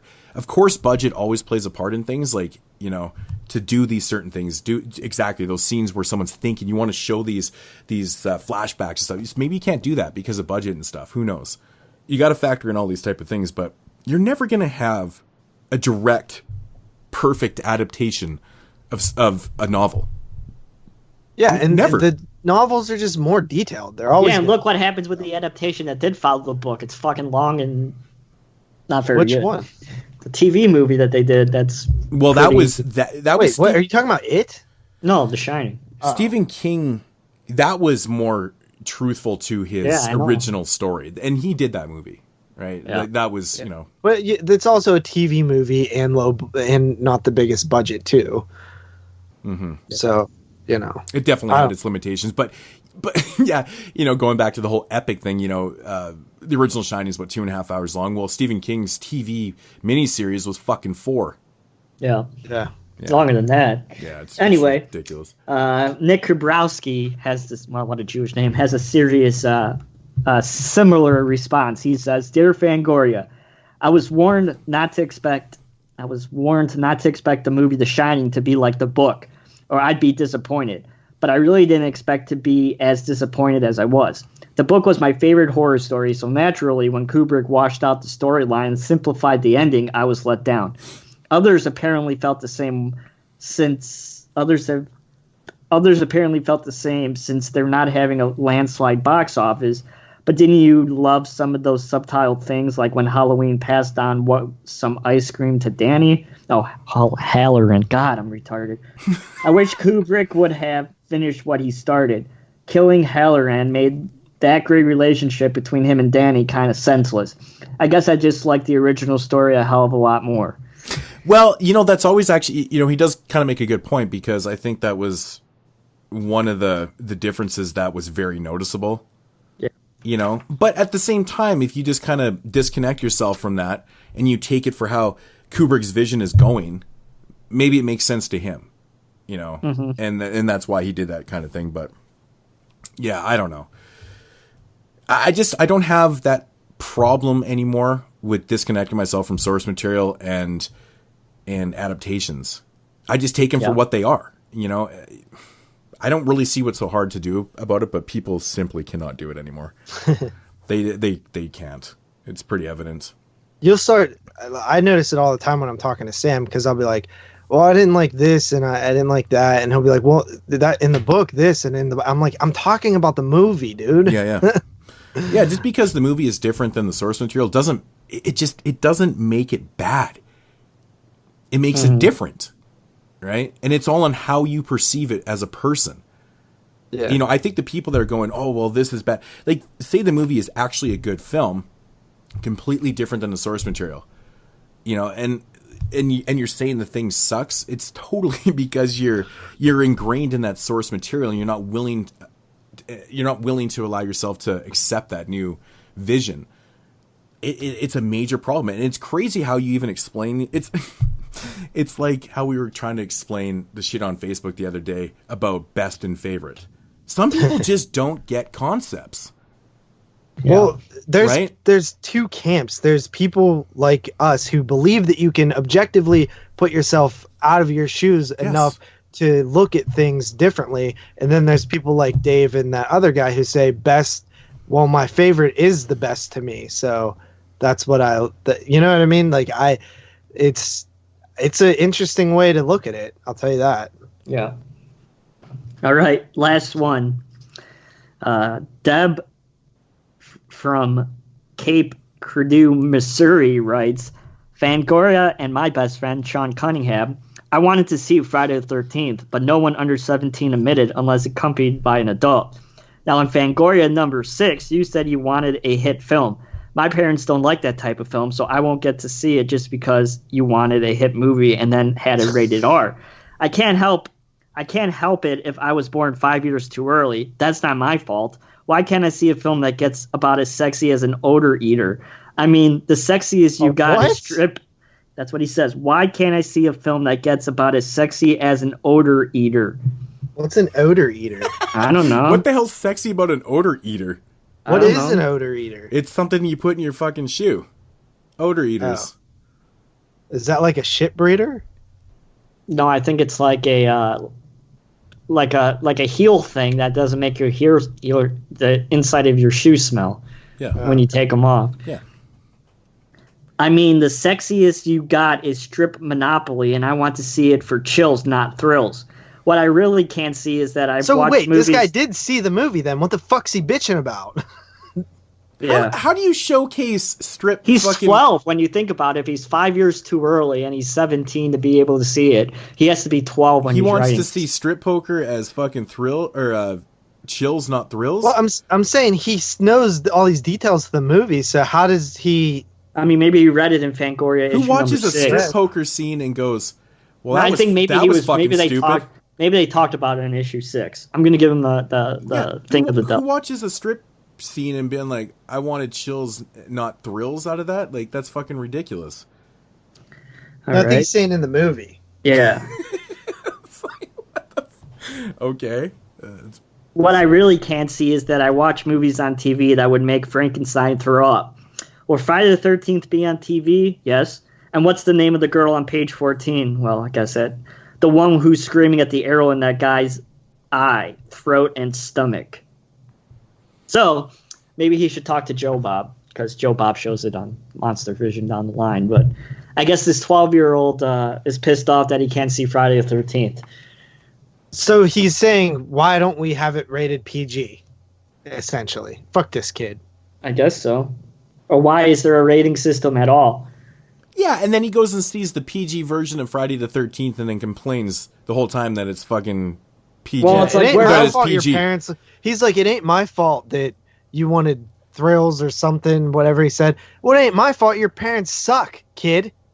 Yeah, does this kid not have any cool older brothers or sisters or friends with older brothers and sisters that can Yeah, get you know in? what? This kid just isn't creative enough. Go to the theater, say you're going to see this, grab a black dude outside and be like, hey, can you say you're my dad? And then fucking go see it. Yeah. That's what I did on 10 years ago for Friday the 13th. What happens if the kid is white? I'm telling you, there's a black dude outside, daddy. A black dude and a woman. And I was like, hey, can you guys say that you're my parents? I don't have an ID. Are you saying black people are more likely to boot for you than white people? Is that what you're saying right now? They were the first people that I seen who weren't already in there because the movie was about to start. You know that person selling the tickets triple took on that, yeah, right? But what are they going to be like? Oh, you can't be his son. Or, you can't be their son. It doesn't That's say, super racist, bitch. But it doesn't say that you have to be the parents. You just have to be accompanied by someone of age. Yeah. So therefore, but no, seriously, matter. 10 years ago to almost the date, a couple days ago, I did that at Friday the 13th, 09. I did not have an ID to see it. and all my friends were in there. It was completely sold out. I had a ticket that was bought for me from my friend's aunt. She just dropped us off, went and bought the tickets, but they wouldn't let me in without an adult. So I was like, I'll be right back. I went and found this black couple, super nice, and they took me in. They were like, hell yeah, bro, you're going to see Friday the 13th. I told them it was like my favorite movie series, and they were just like, yeah, absolutely. So this kid is a fucking loser. But didn't the guy, that was in 09? Were you 18? Wouldn't they know, though, that they're not your parents because you already tried to get in, and now all of a sudden you're trying to get in again? I'll be right back. I'll go grab them. But they can't deny you. I mean, if you're with somebody of age, it doesn't matter. But weren't you already 18 in 09? It's 17. 10 years ago, I would have been 17. I would have been able to see it technically. Yeah. I didn't have, like I said, I didn't have an ID. Oh, okay. Okay. And it came out in February, so I think I would have been 16. It was right before my birthday. Yeah, I wasn't having that problem in 09. I was 29. Yeah. Well, I'm almost 20. I'm 3 years away from being 29. I still get ID'd, so. Yeah. I got ID'd up until I was probably, I think 27 is the last time I got ID'd legitimately. Yeah. Yeah. I think it was in my later 20s. But yeah, I mean, just be creative, kid. Just be creative out there. And it's the 80s, which I bet was easier to be creative than it is now. Yeah, and this is before the like, internet. so Imagine if this kid was around today. He'd be on YouTube complaining that he couldn't see the fucking movie. Back in the day, you had to write to a fucking magazine and bitch. Yeah. Well, he's this kid, whoever you are, you're a fucking idiot. You 40-year-old loser. That's funny. All right, that's it. That's it? This is an old school issue, so there's no VHS or anything cool in the back. But that's it. No VHS. Nothing thing related. How come you never theme it out? I don't know. I just picked up the issue that I just got, and it was cool stuff that's old school related. I always read issues from the 90s, so I figured it'd be cool to read something from the 80s for once. Because the thing came out in 82. Well, there's no issues with the thing on the cover, so... Yeah, but you should do some research, and you have all week. But if there's nothing in the issue that talks about the thing, what am I supposed to say? Huh? I'm sure that when the thing comes... You just look for around when the thing came out. You look at the date. Okay, it came out April of 82. You go find the corresponding issue to that being the new movie out, and I'm sure people are writing in talking about it. Yep, issue 21. You want me to go grab it right now and see if there's anything that says the thing related, and then you could shut up? I'm just saying it would make sense for the episode. Even though I like this would have been great on the Shining episode. Well, not all the time. There's fucking... Okay, whatever. Well, I know not all the time. Even when I try, I get fucking bitched at, man. I'm just saying, you used to theme it, I thought you used to theme it to the episode. Well, I tried, but if they don't say anything about the movie, then what's the point? You're telling me in the history of Fangoria, in the first couple months that the thing was out, nobody talked about it? I mean, but it's not like that. Every week, every issue doesn't have good stuff to be able to be read on the... I understand. But it has to be at least somewhat interesting. And I thought that Friday the 13th one was interesting. The Friday the 13th one was interesting. About the Mongoloid. Yeah. Both Friday the 13th were interesting. Yeah. All right. So that is Dead Mail. All right. Moving along. Do we have to talk about this movie? Hey, yo, we got them dope rhymes, similes, and verbs. Ready to spit movie knowledge to all you freaky horror nerds. It's your boy Moods representing the 22 Shots crew. We about to hit your ass up with a bonus review. Yeah!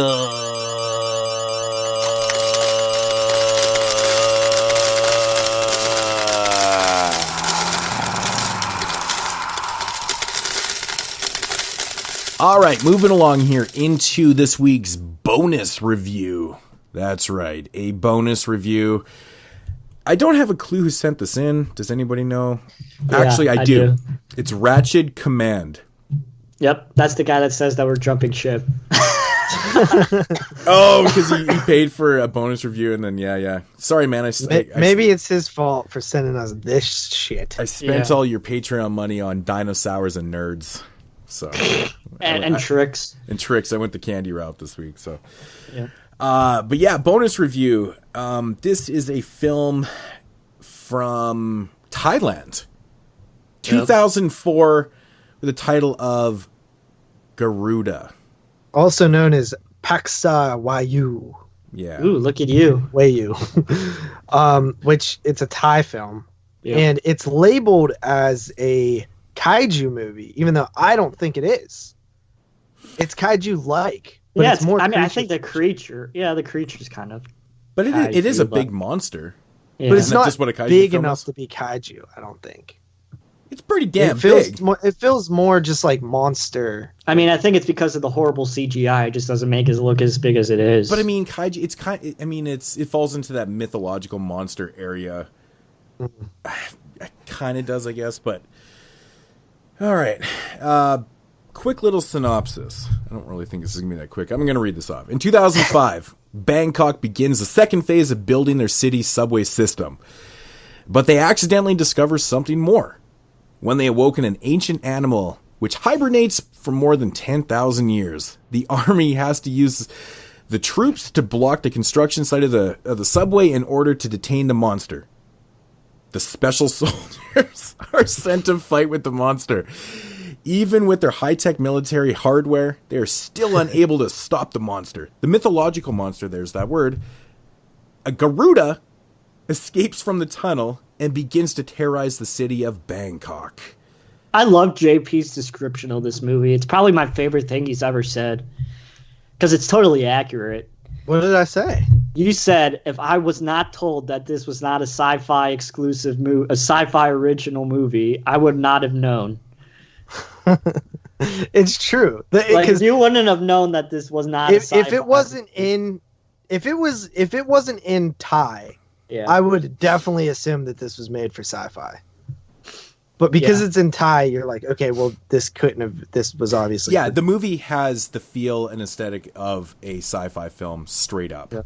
Dude, so much. Even sci-fi. Like the way they do the military and the way the script is like very not solid. It just feels like that mid 2000s to late 2000s, more late 2000s to early 2010s. I mean the dead giveaway that this movie wasn't, well, besides the fact that it's subtitled and it's from fucking Thailand. CG, bro. But it's also the running time. This fucking movie is almost 2 hours long. I don't think there's a sci-fi made film that's that long. That's ridiculous. Yeah. Well, they're all that long when you add in the commercials. True. So this would be 3 hours with commercials. Yeah, exactly. But you know the funniest thing about this movie? I understand. Apparently this movie is actually like the first, it's like the first monster film ever from Thailand. I think I read that somewhere.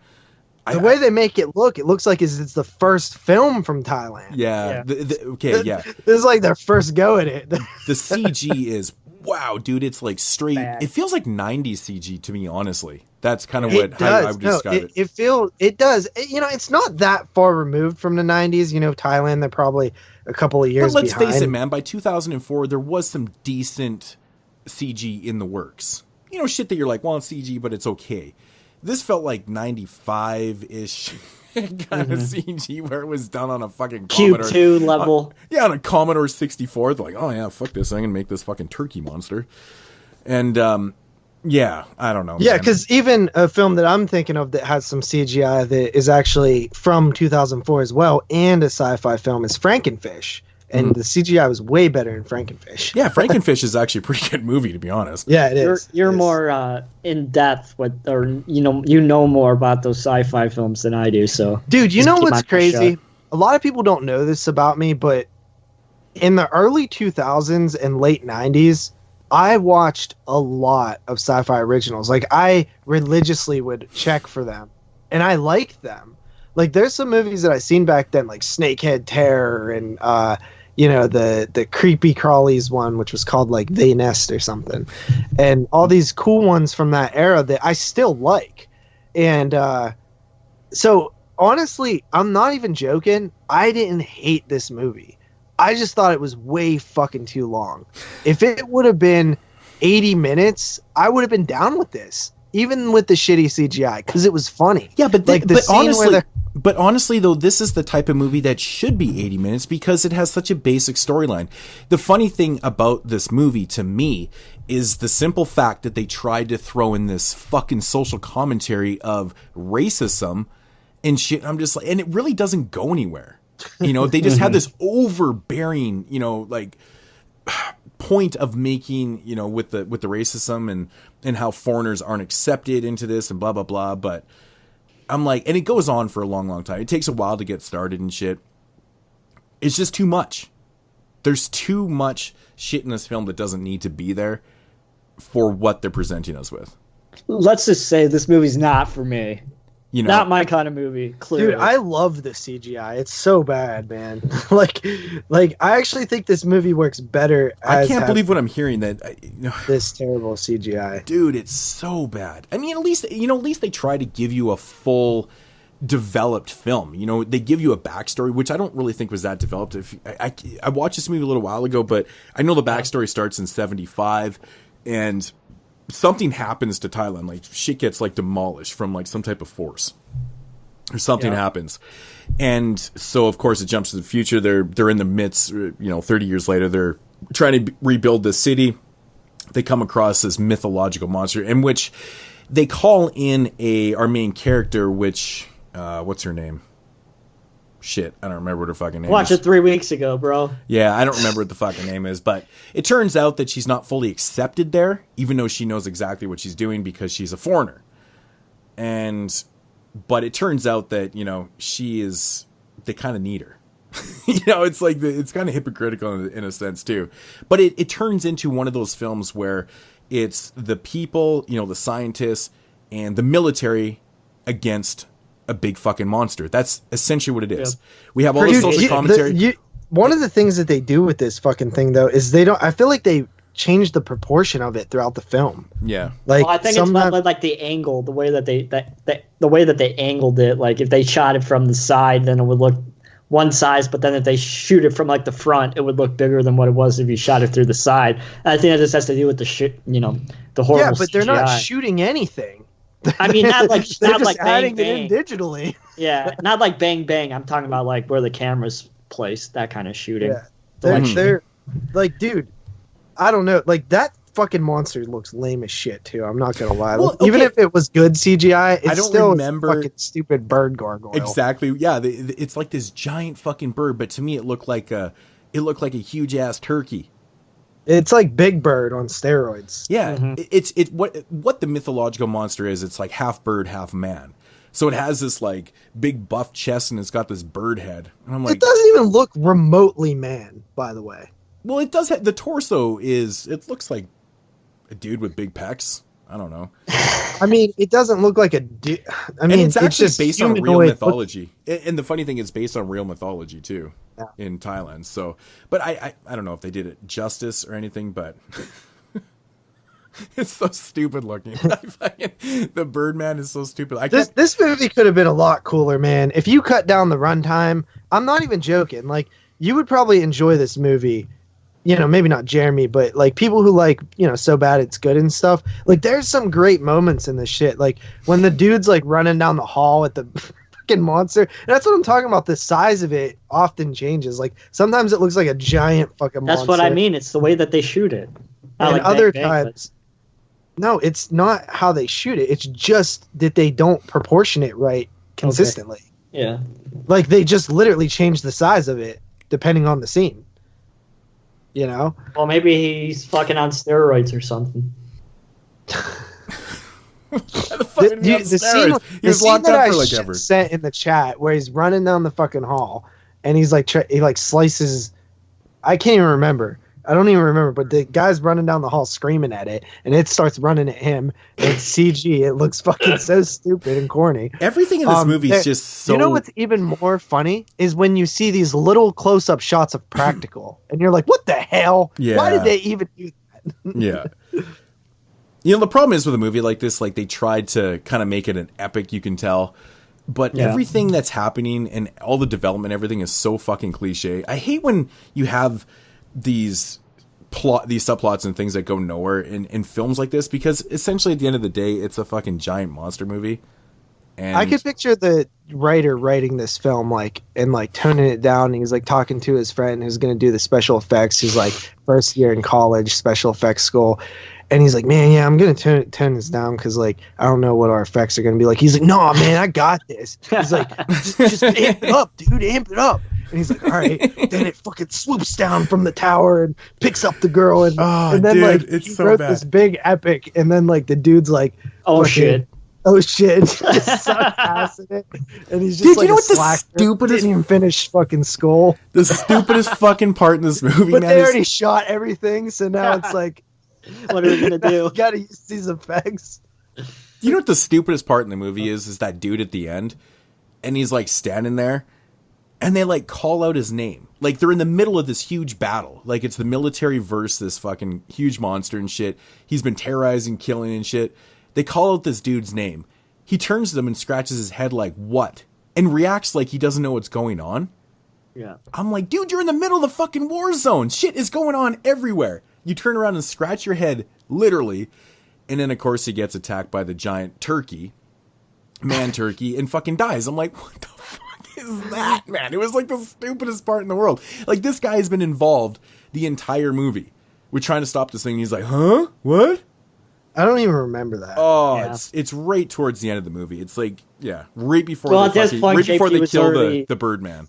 JP was already zoned out. Well, yeah, I mean, it was Dude, probably... no, I've watched so many movies. I don't remember. I don't retain memory like I used to of films because I'm just on the next one. So it's like I need to review shit. That's how it's like. right I don't away. know how Brandon's gonna remember anything because he's watched Well, like he takes notes for every movie.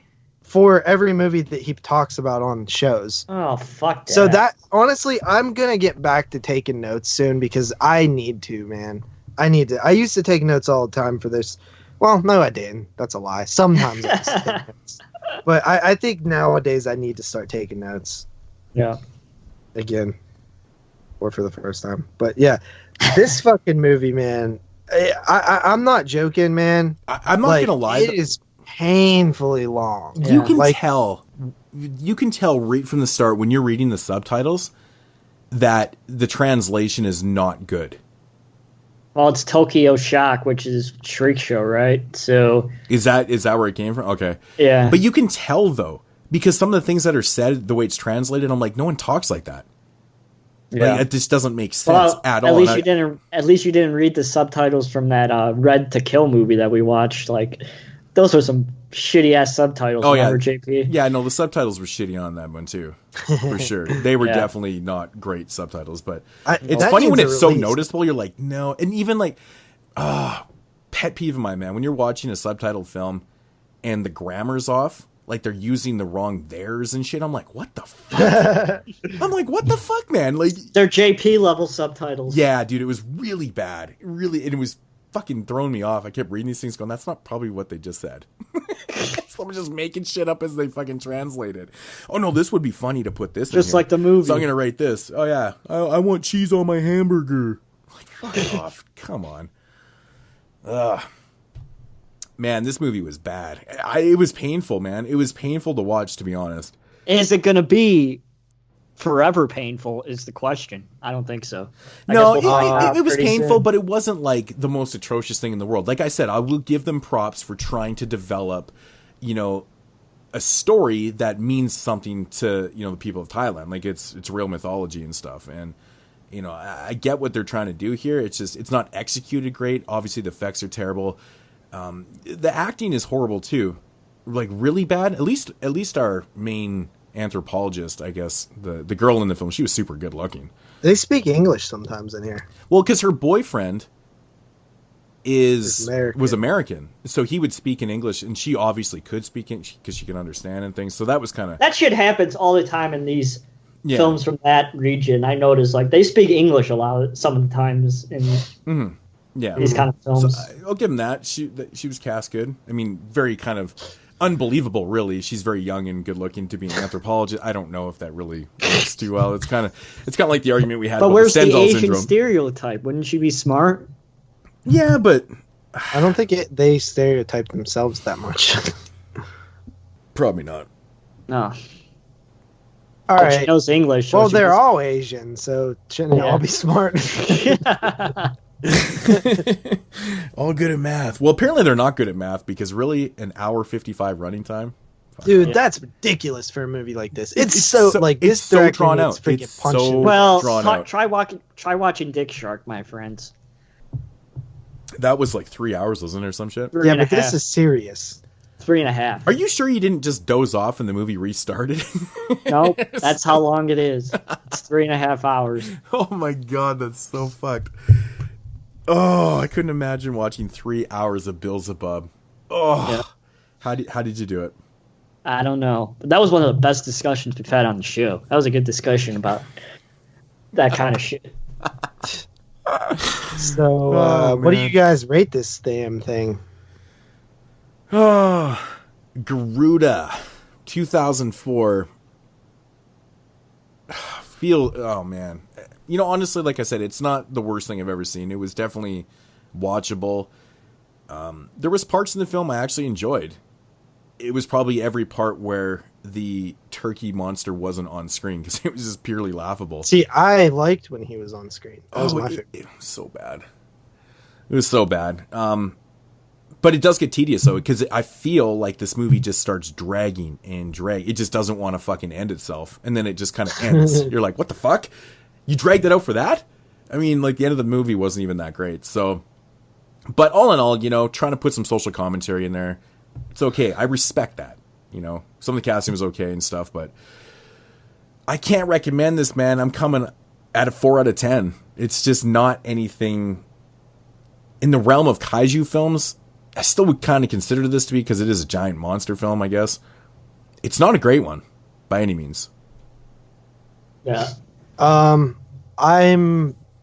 I thought it was entertaining at times. Like, I did laugh at some of the stupid shit, but none of it's good. Like, This movie's not good. I gave it a 3. Yep. I come in at a 2.5. 2.5. It's not a good movie. 4, 5, 6, 7, 8, 9.5. Ooh! It's a Hall of Painter, baby. No, forever. Did he just change? Did Jeremy just change his rating so it made the Hall of Pain? Nope. Damn, I can't believe that came in at 4. Jeremy? I didn't think it was like, wow, 2.5 is pretty low. But then again, 2.5 is definitely cool with me. That's cool. Dude, you know what, man? This might be our best Hall of Painter in terms of rating. What, a 9.5? Oh, yeah. Right? That's the minimum that you can get in. I don't think we ever had one that had the minimum. You know, the funny thing about this is the dude that gave us this movie, you know, he was the one that, like, you know, kind of fucking shitting on us a little bit here. What happened if he thinks it's good? He's never gonna fucking ever support again, guys. We do his review way after the fact, and then we shit on it. Well, how can you say that this movie's good? You really can't. And, you know, these movies aren't horror films, you know. And how do you say 2.5 is low? JP gave it a 3. It's not that far away. Yeah. It's only a half a point difference. I think originally I'd given it a 3, and then I thought about it and gave it a 4. I think that's what came in. How it came in. I think so. I'm looking here. I don't think there's a single film in the Hall of Pain that got a 4 as of right now. Yeah. Close with Skin Deep. You gave it a 3.5. Didn't Puppet Master versus Demonic Toys, that didn't have a 4? And Blood Beat, you gave it 3.5. What about Puppet Master versus Demonic Toys? I thought you guys gave that like a 4, but because I gave it a 1 and made it. Yep, that's the only other one. Me and Moods both gave it 4s. Yeah. Wow. That movie got 2 4s and still made the Hall of Pain? That's insanity. Because I gave it a 1, because I don't know. Yeah, but you know what? That movie's so fucking bad. That movie's awful. This even has a higher rating, though. This has a 9.5. This is the highest rated Hall of Painter. Crazy. Yeah. Because that film only has a 9. This has a 9.5. It's now forever known as a painful movie. We haven't had a Hall of Painter in a while. Since Puppet Master. How many Patreon? That's got to be the first Patreon Hall of Painter. Yep. Skin Deep. Oh yeah. Oh yeah, Skin Deep was a main bonus review. That's right. No, that was a main review. It was a main review. Holy shit balls. Crazy. So we got two Patreon Hall of Painters? Wow. Bloodbeat, kind of. A Christmas show. Well, that was a listener's choice, I guess. Yeah, so that's it, though. Yeah. But I'd take Bloodbeat over this one any day, though. Yeah. At least it's kind of comical. JP hated that movie. Bloodbeat? It's awful. I was listening to Moods like defend it in his Vinegar Syndrome thing. I honestly said in that video, I said it's a bad movie. I know, but you're even given like the stuff that sucks, like the stuff that's like, oh, that's kind of funny, like the samurai thing. Like you're giving that even more credit than it deserves, dude. Because I could literally, dude, I don't know what it is about that movie. I just find it so comical because it's so boring. Ancient samurai fucking supernatural slasher, like this ridiculous. I know, but it's barely even prevalent. It's so funny to me because in Wisconsin, nonetheless. It's just so much they're trying to cram into this thing, and it makes no fucking sense. I know somebody did comment and they said, "Yeah, I totally understand everything you were saying about Bloodbeat, but I can watch that motherfucker too."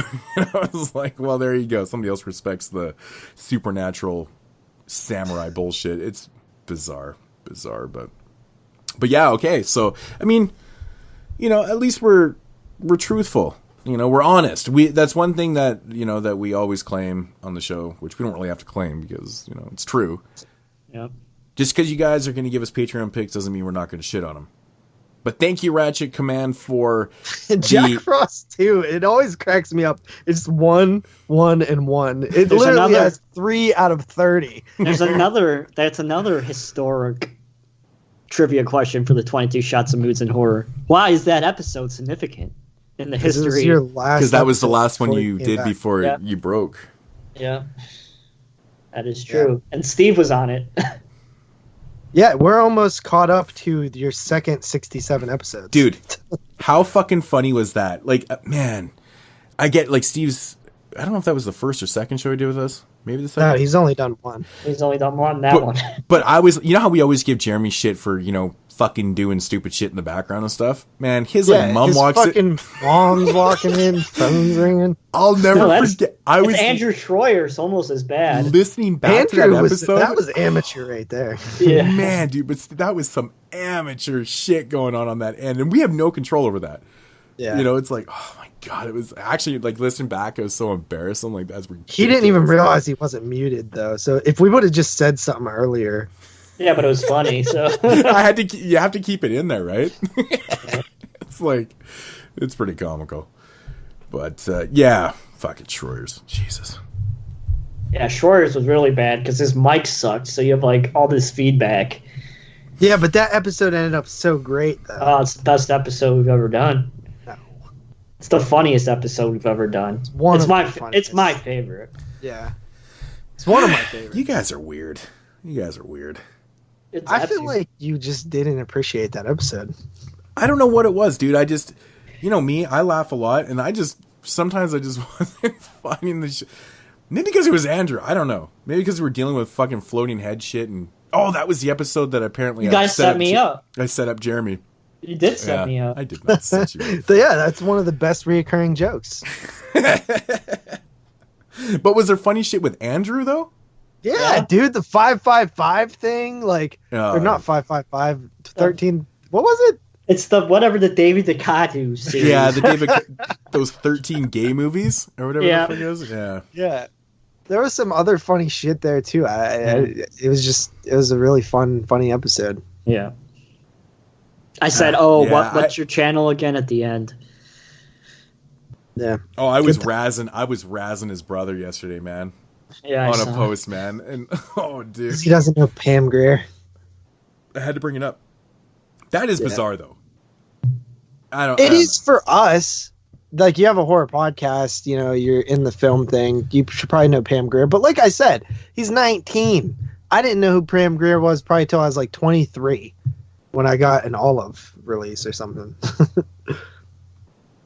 The things that you admit on air, man. Oh my God. Speaking of the things, ooh, you like that segue? That actually wasn't that bad. But yeah, on that note that Jeremy kindly pointed out, that is it for the bonus review. Let's move on to the Patreon picked feature reviews of episode 153 here on the 22 Shots of Moods and Horror podcast. Just had to remind you what you guys were listening to. That makes literally no sense. Worry about? No, but go ahead and open it.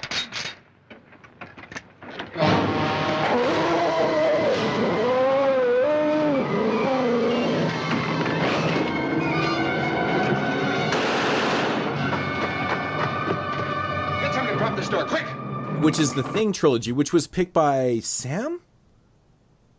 Yep.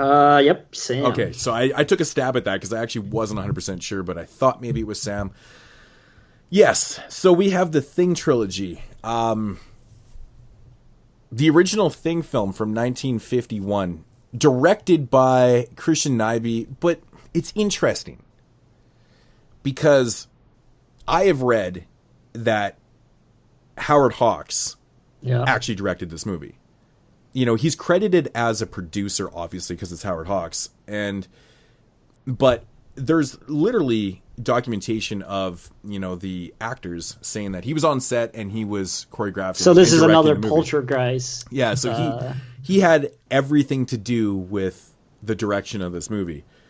If you go on IMDb, it says Howard Hawks uncredited under directors. So, you know, going off all that type of stuff, I mean, why would they lie about that? So yeah, it does make sense because Howard Hawks is actually a pretty good director. But that's an RKO kind of thing to do, to be honest. For sure. Yeah. You know, I think the story behind Howard Hawks not putting his name on this movie is because he directed different types of films and he wasn't sure how it would go, how his name being attached to a horror film would be perceived. Mm-hmm. So he did the pussy thing and he didn't put his name on the goddamn movie is essentially what happened here. Little did he know that it became a classic movie. Yeah. You know, I mean, this movie was respected back in the day, but it's, you know, it's people respect it today. Probably a little bit more. So. Do people respect it though? Yeah, I think so. So. I mean, just the fact that Carpenter likes it a lot and was influenced by it. Is it really respected, though? It's respected in terms of films that came out. What year did this come out? 51. Yeah, like, it's one of probably the most known films of the 50s. Right? I think like, so. But would it be known if it wasn't for Carpenter? It wouldn't be as known.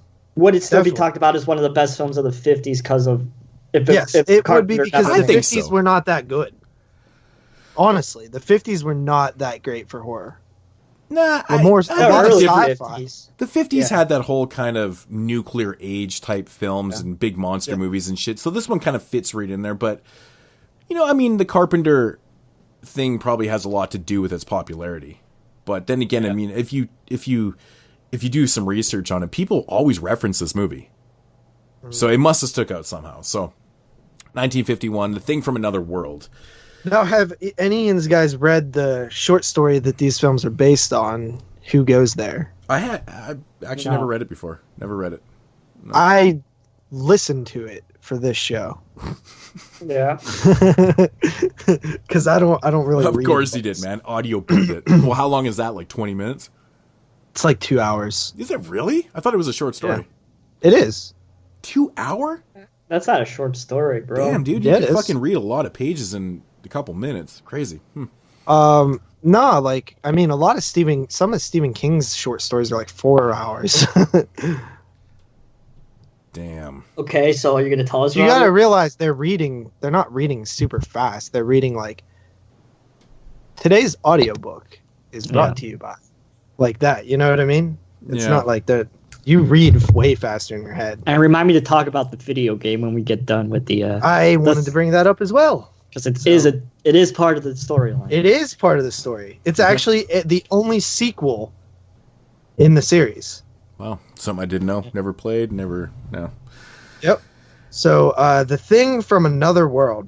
1951 synopsis: Scientists and American Air Force officials fend off a bloodthirsty alien organism while at a remote Arctic outpost. Yep. That is it. I mean, besides the setting and a few plot points, it really is a different movie compared to what we think about Carpenter's movie. It seems like it it doesn't have none of the shift shaping kind of stuff and the paranoia of the Carpenter's film. It's more just a straight up monster film, monster movie, like Frankenstein. Or something. It definitely does feel like, you know, an underdeveloped version of, you know, Carpenter's vision of the story. And you have to understand, you know, it's 50, so of course they're not going to go like, it's RKO, and RKO, you know, is known for making their lower budget films. They're known as the budget studio when you think of all the Hollywood studios. So you knew you're only going to get something as elaborate as the, you know, Carpenter's Thing narrative. But besides, like I said, the setting and a few other minor plot points, it really is a different movie. You know what it is? It's interesting. It's almost a prequel. It's almost the prequel in a way, like story-wise, because you spend more time with them actually. Like in John Carpenter's The Thing, you don't spend any time with them thawing out the like finding it. You just find that you see them find other people found it. But this one is more like the prequel story where they actually go and find it and use the like thermite charges and bring it back and stuff.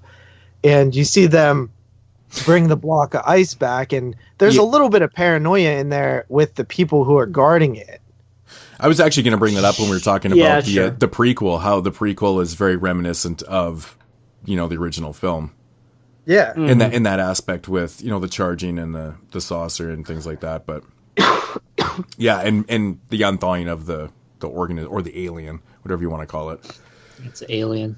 The alien. I like the setup, the setting here. Like I can see how Carpenter took like some of the cool, like it's so interesting how he did that remake watching this one, because certain things, like even the layout of the building and like certain aspects of that feels like it was, you know, directly like mimicked. Like the way that the snow's piled up around the windows and stuff and like that. And the different building aspect too, because the commander was in his own shed. Similar to McGrady, that's his name, right? Or what's his name in the remake? Kurt Russell. Yeah, what's his name? Character name, isn't it? Yeah, so it's kind of like similar to that. Yeah. So I think that they go and they find this, you know, block. Honestly, that would have been pretty creepy back then, right? Like, put yourself in the 50s. Like, they find this fucking block of spaceship, and you know, something crawled out of it. And I always thought that was like the funniest thing to incorporate into a story. Like, they find this kind of spaceship thing, and they're like, "Wow, we have this idea that if we put these thermal charges into this thing, it'll kind of melt it." And I mean, it just seems like they didn't really investigate or realize. But they mentioned that again in the prequel, though.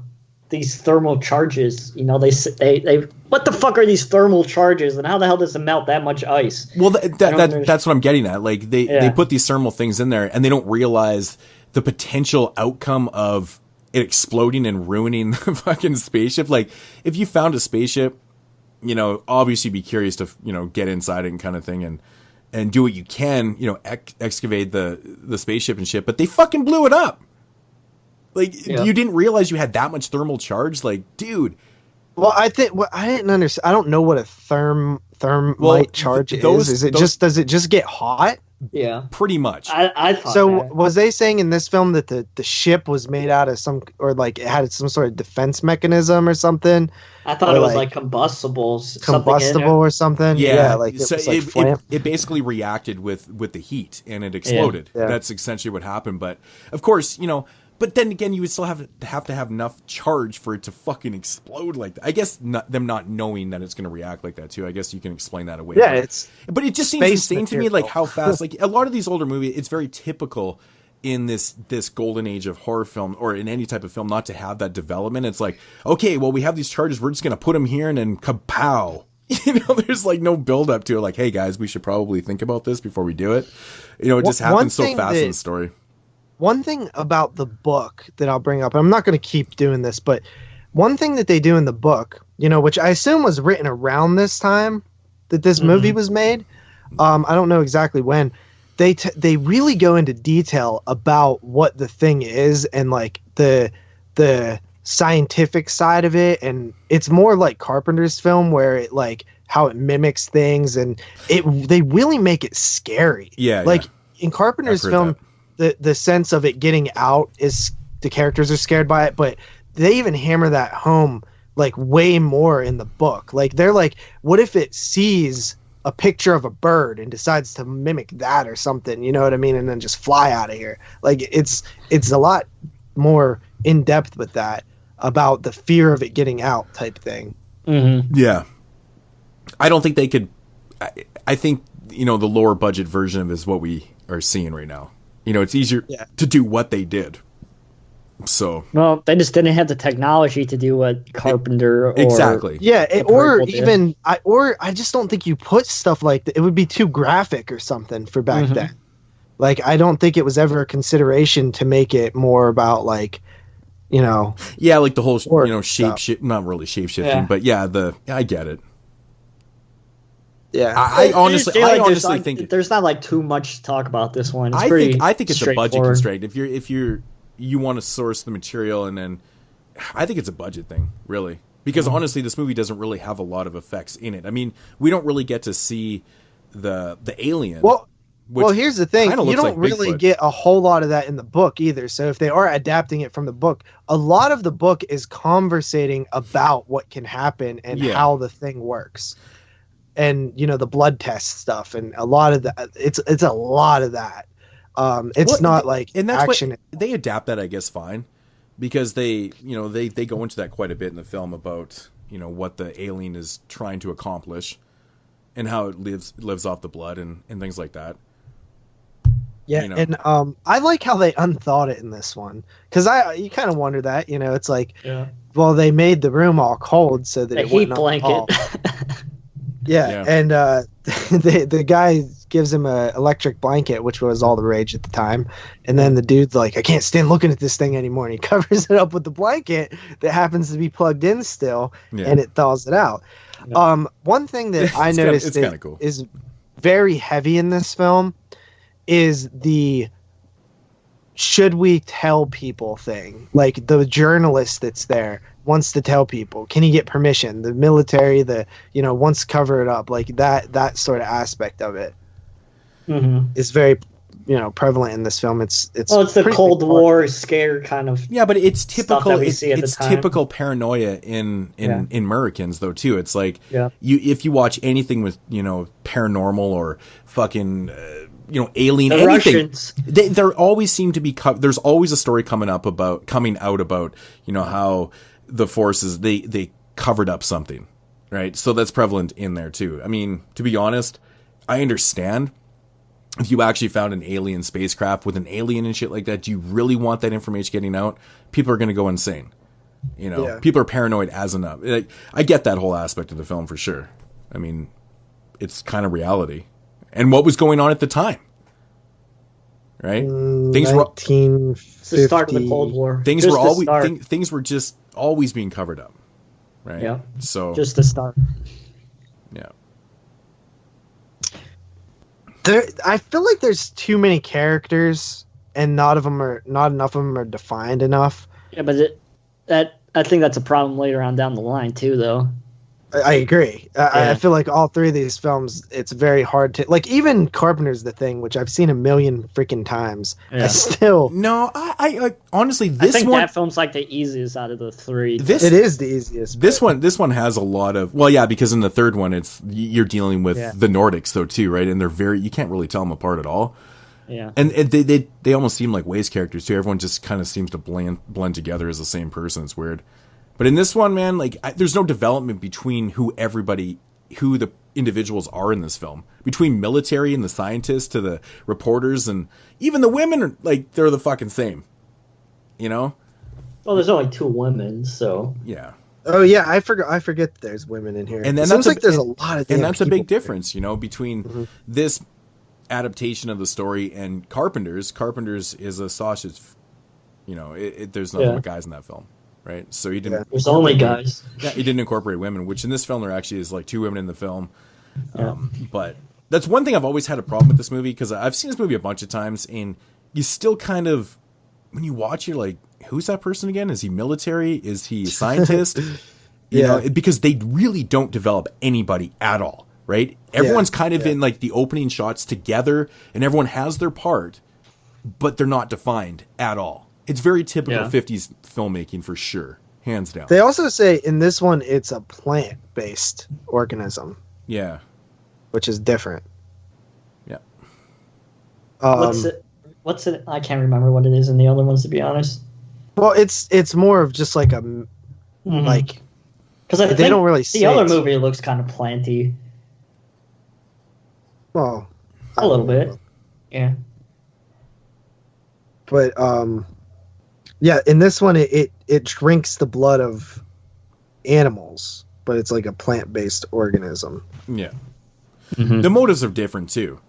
In Carpenter's, the organism's meant to imitate, right? It's trying to fit in. It's trying to fit in that way to basically create its empire. Yeah. And this one's not doing that. So that's the big unsubtle difference. Yeah. Between the two films. Which in the book, that's what it is. It's trying to basically create a race, and it's one being in the original story. It's one thing. So like if it takes over multiple things, it's still one being. So it's kind of interesting. Yeah, it's almost like the organism itself can break away from itself, right? Yeah. You know what I'm saying? Like it can intimidate.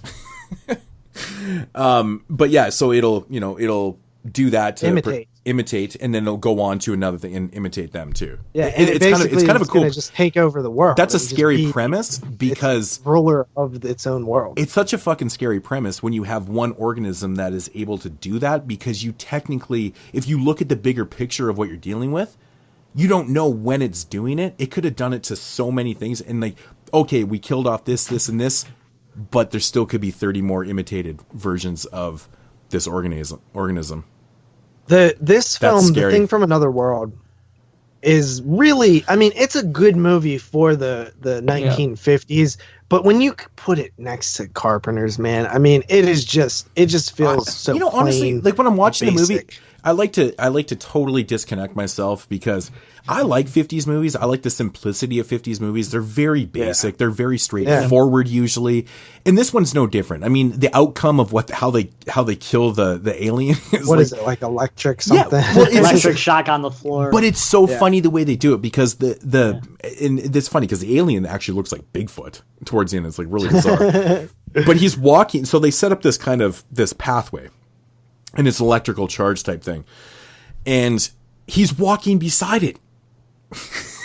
So they have to get him onto there. So they basically get him into the middle, and then they but the best part about that scene, though, Scooby-Doo, man. The best thing about that scene is like, wait for it. It's literally that. It's literally that moment. Wait for it. No, he's not in the middle. Wait for it. And they must say it like 8 times, and they're like, now, and they fucking blow him up, and I'm like, oh my god, this is awesome. It's so sweet, but it's so simple. Yeah, it's so simple, but it's effective. And honestly, man, even though you can tell this is a straight up studio film, and this is shot on sets and stuff, they actually filmed in like a meat locker and stuff, which I thought was quite interesting, because if you're watching the movie in those scenes where they're inside their, whatever you want to call it, their laboratory type area and shit, it's cold as fuck for real in there. That breath that you're seeing. Well, yeah, there's no CG, so I would hope that's fucking real. I love that, but they could have cheaped out and just not had that. Because some people watching films, even though it's set in like a cold area, they don't think about the breath and shit. They didn't have to do that, but they did. It was kind of cool. But you can honestly tell, if you watch the film a couple times, the actors are legitimately freezing in those meat lockers. They're shaking. I love that. I think it's cool. Yeah, it's pretty cool. So rating Nados. All right. Yeah, let's do it. Who goes first? I'll go first. Give The Thing from Another World a 7 out of 10. All right. I am around where you're at. I do really like Moons. Like, these are really good movies to just pop on, and they have an atmosphere. That's what's cool about them. They do. Is they did focus a lot on like atmosphere back then. And it's almost like they had to, especially in like the black and white ones. But I give it a 7.5 out of 10. Yeah, I'm actually at the same rating, 7.5 out of 10. I think this movie suffers from having way too many characters. I know that sounds whatever, but I think some of the subplots that are going on with some of the characters are just completely unneeded. I wish they had a focus on more of what they were investigating the whole time, instead of having these stupid subplots and these potential kind of love interests and things like that. I don't give a fuck about that. We're not here to, to do that. So that's always been my biggest problem with the film. I do love the music in this. It's actually pretty good. It's creepy. It looks good. It's one of those films where I feel like you can just pop on and enjoy, if that makes any, obviously that makes sense, but you don't really have to dive too deep into the narrative and shit like that and just completely enjoy. But 7.5 out of 10. It's not mind blowing, but I do respect the effort that they put into this. I just wish they had made it, it sounds kind of funny, but just a little bit simpler with characters. You don't need there must be 15 people in this small little narrative. Yeah. And they extended the time by having these subplots and shit where you don't fucking need. It's ridiculous, So I think that kind of hurts the film a little bit, but still, it's still a fun production. So that is The Thing from Another World, 1951. I'm gonna hide this tape when I'm finished. If none of us make it, at least there'll be some kind of record. And moving along to John Carpenter's The Thing. I think this might be the first time we ever reviewed a film after it was already in our Hall of Fame. Oh, most definitely. Well, I just want to get this out of the way. JP, you might as well get it out of your system and just tell us about the commentary track now. Well, let's do this. I don't really have much to say about that. I know, Moods. I said the same thing when I saw that he was watching the commentary. I was like, it's Eli Roth all over again. I'm not going to lie. I was going to actually watch the commentary track, and I just didn't end up watching it. So that kind of sucks. But people love when I do that, by the way. So. I know, I'm just busting your balls. I mean, it's always tough when you watch those things and you start spitting that knowledge, because if we didn't see it, we're just kind of like on the outskirts. So, but anyways, nevertheless, it's still cool. So John Carpenter adapts the short story, 1982, 31 years after the original film. Same synopsis. A research team in Antarctica is hunted by a shape-shifting alien that assumes the appearance of its victims. It's pretty accurate. Yep. So, yeah. God damn. This is a masterpiece. It really is a masterpiece. 100%. If you ever want to get a decent vision, and a lot of people listening to the show have, obviously seen this movie probably multiple times and stuff, but, this movie was shot a lot of it was shot in my backyard. Not literally my house backyard, but it's shot in BC, and, all those beautiful cinematography and the snow and shit like that, and that was shot around where I live, so... Yeah, does that make it better just because it's shot near you? It's impressive, the cinematography used for such a low-budget film. Mm-hmm. And the locations and shit. I mean, he's legitimately shooting in shitty fucking weather. Like, that's some cold-ass shit up there, man. Real nasty cold. So I give him props right there for doing this, man. It's amazing. I do have to get this off my chest right away, though. The Thing is a brilliant film. And I don't know if a lot of people have ever noticed this before, but there is a line of dialogue in the movie. I think it's like right in the beginning. They're talking about how this is, the first week of winter, and it's set in Antarctica. So the setting is in Antarctica. Now, if you're familiar with Antarctica and their winters, wouldn't it be dark all the time? It's dark. The time this movie is set, it's dark 24 hours a day. Therefore, there's a fuck up right there.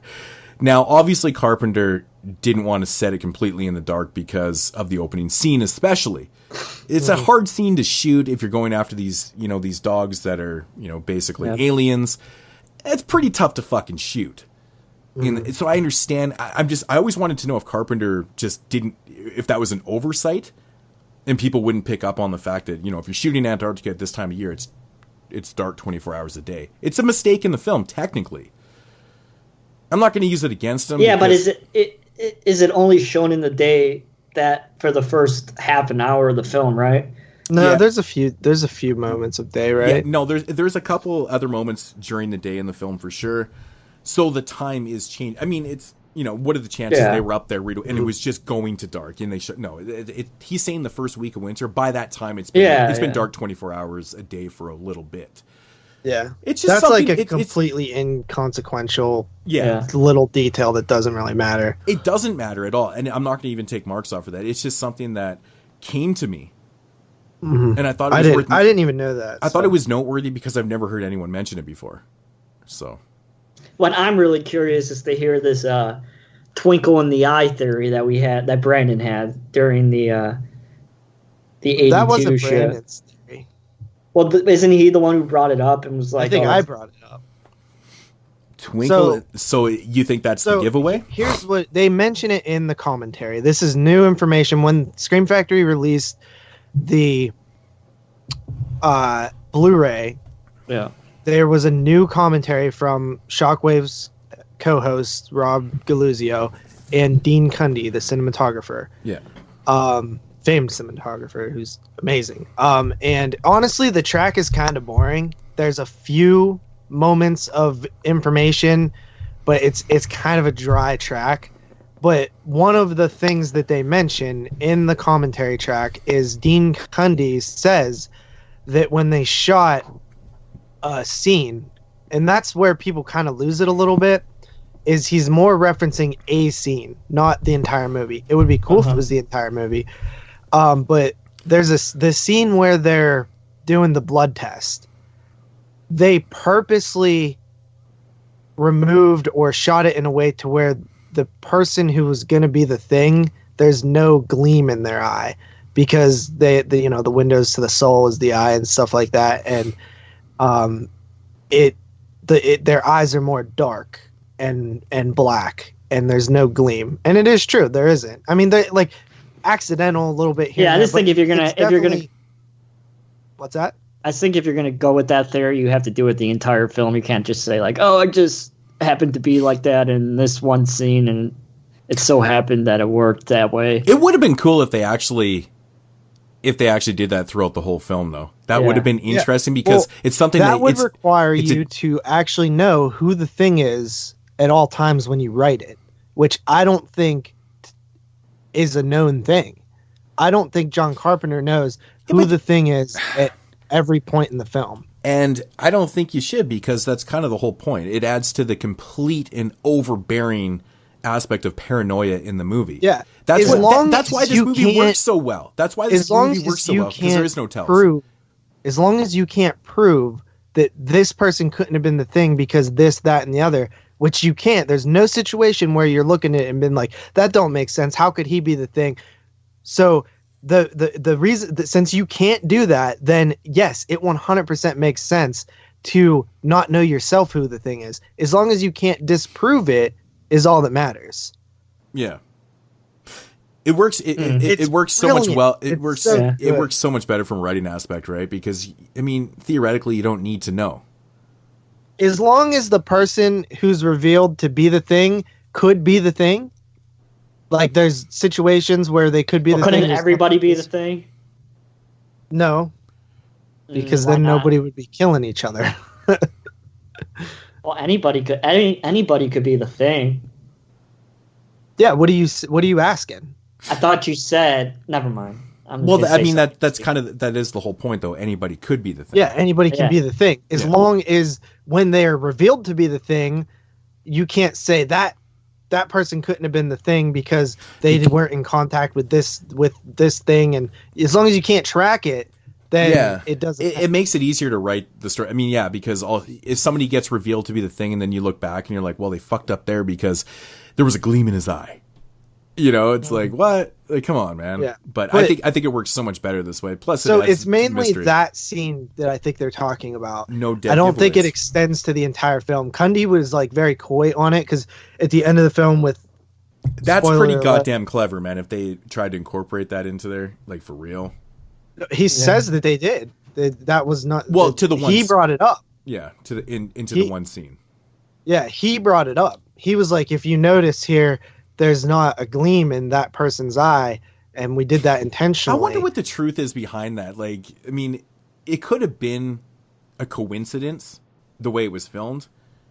And then he said, I mean, I think that he's telling the truth. He says intentionally in this moment, we wanted to show that there was no gleam in his, there was no, it was dark. The way he says it is his eyes were dark. His eyes were dark. It foreshadowed that he is the Thing. Mm-hmm. Why didn't they just do it the entire movie then? Well, I don't know. Maybe they didn't think about it until they were shooting that scene. Well, okay. I also think that the reason why they didn't do it during the whole entire film is because it's hard to keep track of too. Yeah. Right. It's just from a writing standpoint, it's easier to do it in one scene and roll with it that way than try to to have that perfect level story throughout the whole thing. I think you might catch on and it might be all kind of fucky. I think it works better without it. I think it really does. It definitely adds to the paranoia. If there's no minute tells, I mean, when you watch this movie, you literally have no idea. I still to this day forget who the Thing is when they're the Thing. Like, and sometimes you can't tell, and other times I literally just forget, like, which one of these guys turns into the Thing here? I forget. You know what I mean? And I love how the paranoia hits the characters. You have and I always forget the names. Like, I hate that about. I'm starting to learn them better, but you have the dude who gets like really paranoid once he realizes what's gonna happen, and he like starts like shooting at motherfuckers. He's like, "Fuck you guys," because he realizes the seriousness of the situation before any of them. Is it Blair? I think Blair's the one. Yeah, Dr. Blair's like the army guy. Right? Dr. Blair's the guy that destroys all the computers with the bat. Remember they lock him outside? Yeah. Well, that's perfect. Yeah. Dude, that character was written really well because he figures it out before anybody. Yeah, well, and then he realizes the seriousness of it, and then he realizes that basically if there's even a slight % chance that one of us is the Thing, then there's a very good chance that it can infect the whole world if it gets back to the civilization, which means that any good-natured scientist would know that you need to cut off the entire possibility of it getting out by killing everybody or it is kind of funny. It is kind of funny when he's breaking that shit down on like the Commodore 64 and it's like, I was thinking about that is literally the only flaw in the film. It is because they didn't have the technology at all. Even the people watching that film, like everybody knew there was no technology to do that. And it's like, and he's running numbers, and then he comes up with this theory, and he figures it out. I mean, it's so like the percentage of the mass production of the mass destruction of everybody. The complexity of what he was figuring out there is so mind blowing. Yeah, that there's just no fucking way. I mean, chances that one or more of the crew is infected, and it's like 60 to 75% or something. Yeah, and then it's like chances if it reaches the mainland, like 100% of infection within like 19 days or something. Yeah. And you're just like that. No, that I've always thought that's the only flaw of this film. That right there, that's the only flaw. I can't remember if it's that scene or if it's the scene where McGrady's playing chess or whatever, but it's fucking. Yeah. Adrian Barbeau voice. Yeah. Which I think is kind of cool. Dude, one of my favorite scenes in this film. Okay, going back to Blair, did you fucking realize that he has a nose piercing? I don't think I. No, yeah, maybe. Really maybe. Yeah. Dude, he has his nose is pierced. There's a hoop through his nose. Okay, what does that mean? Okay, maybe I didn't. I don't know. I don't think I've ever noticed. Isn't that the weirdest fucking thing ever? It is weird. It's super weird. Super weird. Okay. I was like, what the fuck? I was like, just for everything. I got to watch this in the theater for this review, which is super exciting, right? When does that ever happen? Yeah. They were doing a screening of it like they do every winter, it seems like. And I went and seen it. And I noticed on the big screen, by the way, if you've never seen this on the big screen, it's just something else, man. It's truly amazing, but you two love this movie way more than I do. Now, this is once again back to the favored first good film. Like, I appreciate what it is, and I like it a lot. and it's a masterpiece. How many times have you seen this movie, Jeremy? A lot. I've seen it like 5 or 6 times probably. Okay, wow. But it's not like one of my favorites like your guys' is. I've probably seen it. See, this movie incorporates a lot of things that I love in movies. I'm a visual person. I love cinematography. You know, and this one starts out with some brilliant cinematography. I like cool characters. McReady, you got fucking Childs. He's cool. Fuck, even the dude who's like... Childs is the black guy, and he's expected to die, which is kind of cool that it kind of they talk about that in horror noir. Oh, yeah, they do. They do, actually. And it kind of breaks the trope, you know, a little bit. You know, it was starting around this time and shit. And, I mean, really, you expect Childs to fucking die because he's black. You got Needles, who's cool. I like Needles. Yeah. I like the one dude when he's like... Me and Carly been saying this nonstop, but he's like... When they split up and he's like, you go with Needles. And he's like, I ain't going with Needles. Yeah, man. Wait, how does he say it? There's just lots of cool character actors in here, man. Like Richard Mazur, who plays Clark. He's cool, man. You recognize these guys from everything, man. It's a great cast. Yeah. It's a great cast of great actors. Everyone pulls off their roles really well. The music by Ennio Morricone is like phenomenal. It is the most perfect soundtrack of all time. But that's the thing, like it's subtle. Like, Sorry, hold on. It adds. I have to go back to this because she'll kill me if I don't. But that's what made him a master of scoring movies. That you got to remember, he comes in there and he's watching the shit and he's scoring this, and it's interesting that Carpenter didn't do the music for this. I just find it so compelling that he didn't. But Morricone did such an amazing job just elevating the music in this movie. Is a fucking character. It is. It adds to the paranoia so much. It's so brilliant. Oh, I love it. Absolutely love it.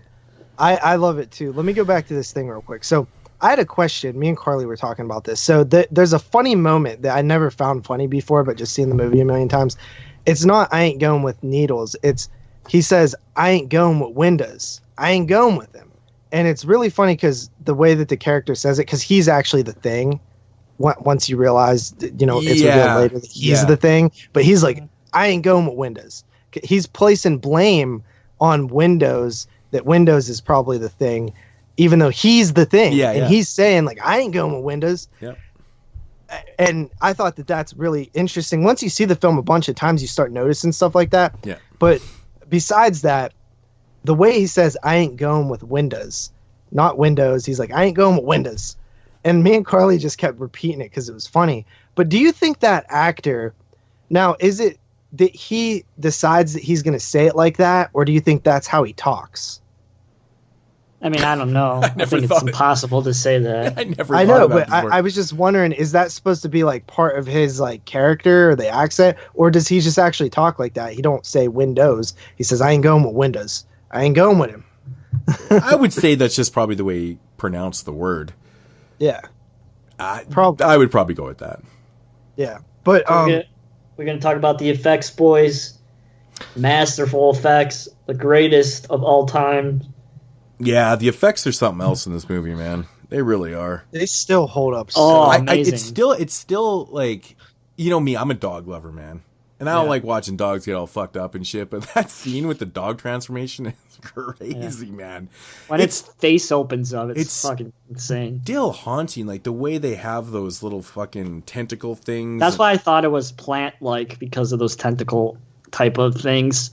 I love it. Do plants have tentacles? I mean, they looked finey. Oh.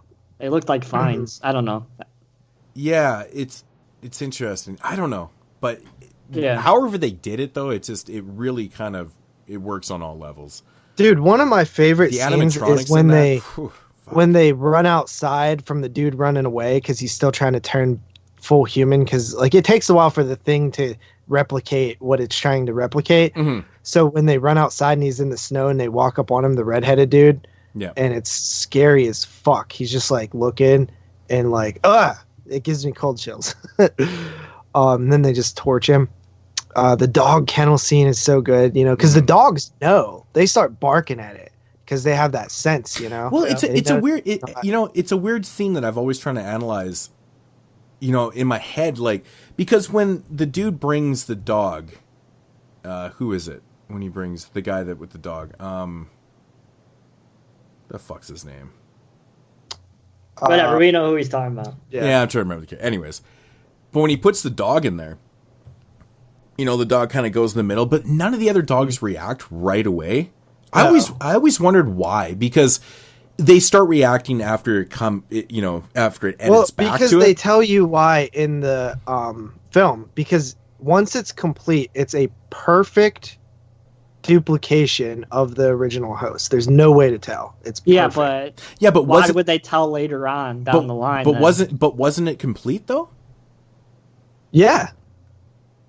Yeah, it was complete. So why are they barking then? Because once it starts changing and goes away from its complete replication, that's when they start noticing. Yeah, I guess.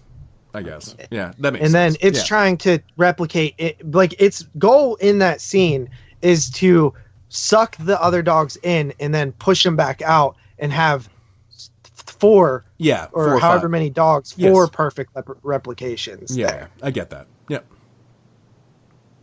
Man, it is one of the most creative and genius concepts for a movie ever. Mm-hmm. Like it's, you know, basic body snatcher, but so much more because it's one host and it's one. That's honestly one of my favorite things about the story is that it's one host. That's kind of it's one organism. Like, it's kind of like it's breaking off in a little piece of here, and you go and imitate this. I love that concept, man. That is fucking scary. Like when you're watching the movie and you figure that out and you put that into perspective, a full imitated person could be overlooked. Game over for the world. Yeah. That's fucked up, man. That's fucked up. Like if it gets out, like it's done. It's a really, really scary thought, man. Fuck. Super cool. It's like that with any virus. If you don't recognize it as a threat, you never will. Yeah. Right? That's a scary goddamn thought. That's why I think Carpenter develops the paranoia so amazing in this film. And Morricone helps, man. Really, like if you watch this movie, like I always hear music in movies. And the way this thing plays on a very subtle platform, they never went too big. It's like one of those fucking movies where the score never rises octanes. Right? Any type of movie always has like a plateau. Like it'll always kind of come up here and, you know, like jump scares and things like that. But it doesn't do that. See, you notice that shit more than me and JP. But it's a character. Because your ear's trained for that shit. Yeah, and it's a fucking character. It's so insane how more like this is why he's the greatest scorer of all time. Like he literally does this. Like he just knows what to do properly. You know, I guess it takes the right ear to recognize it too. I mean, it doesn't mean anything less so you don't recognize it, but it's good to note that it's such a big part of the movie. You take away that full-blown paranoid score, you still have a great film. Yeah. But it's different. It's like Halloween. Yeah.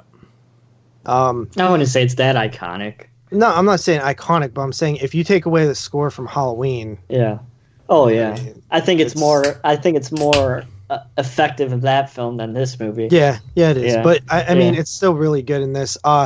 Dude, one of my favorite scenes in this movie. You think the score in Halloween is more effective than this one? No, more important to the narrative. I think if you take away the score from each film, the score of that film is more important than the score of this film is. I disagree. I think the score is like the ultimate. It's like the ultimate piece of the puzzle here, man. Mm-hmm. Yeah, Halloween. It's so important, though, man. Yeah. I mean, like you just got Laurie walking around if the score, like when she's sitting in the room with Michael in the background, like rising out, like out of the closet, it's her sitting there. But the thing is with this movie, like the score plays predominantly through the entire film, like right from the opening scenes and stuff, and it just has a, and it's got this kind of monotone fucking flow to it. And the thing I love about it is that the music never breaks character. It stays all the way with Carpenter's vision of this movie right from the start is straight doom and gloom. Yeah. It's an absolute perfect movie in my opinion.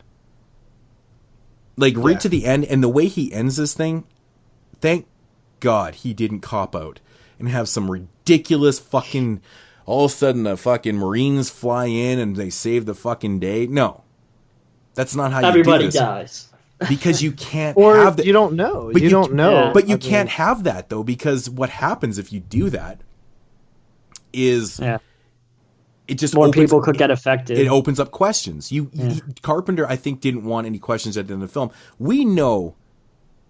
But there is questions. But there isn't, though. Childs and McReady are dead.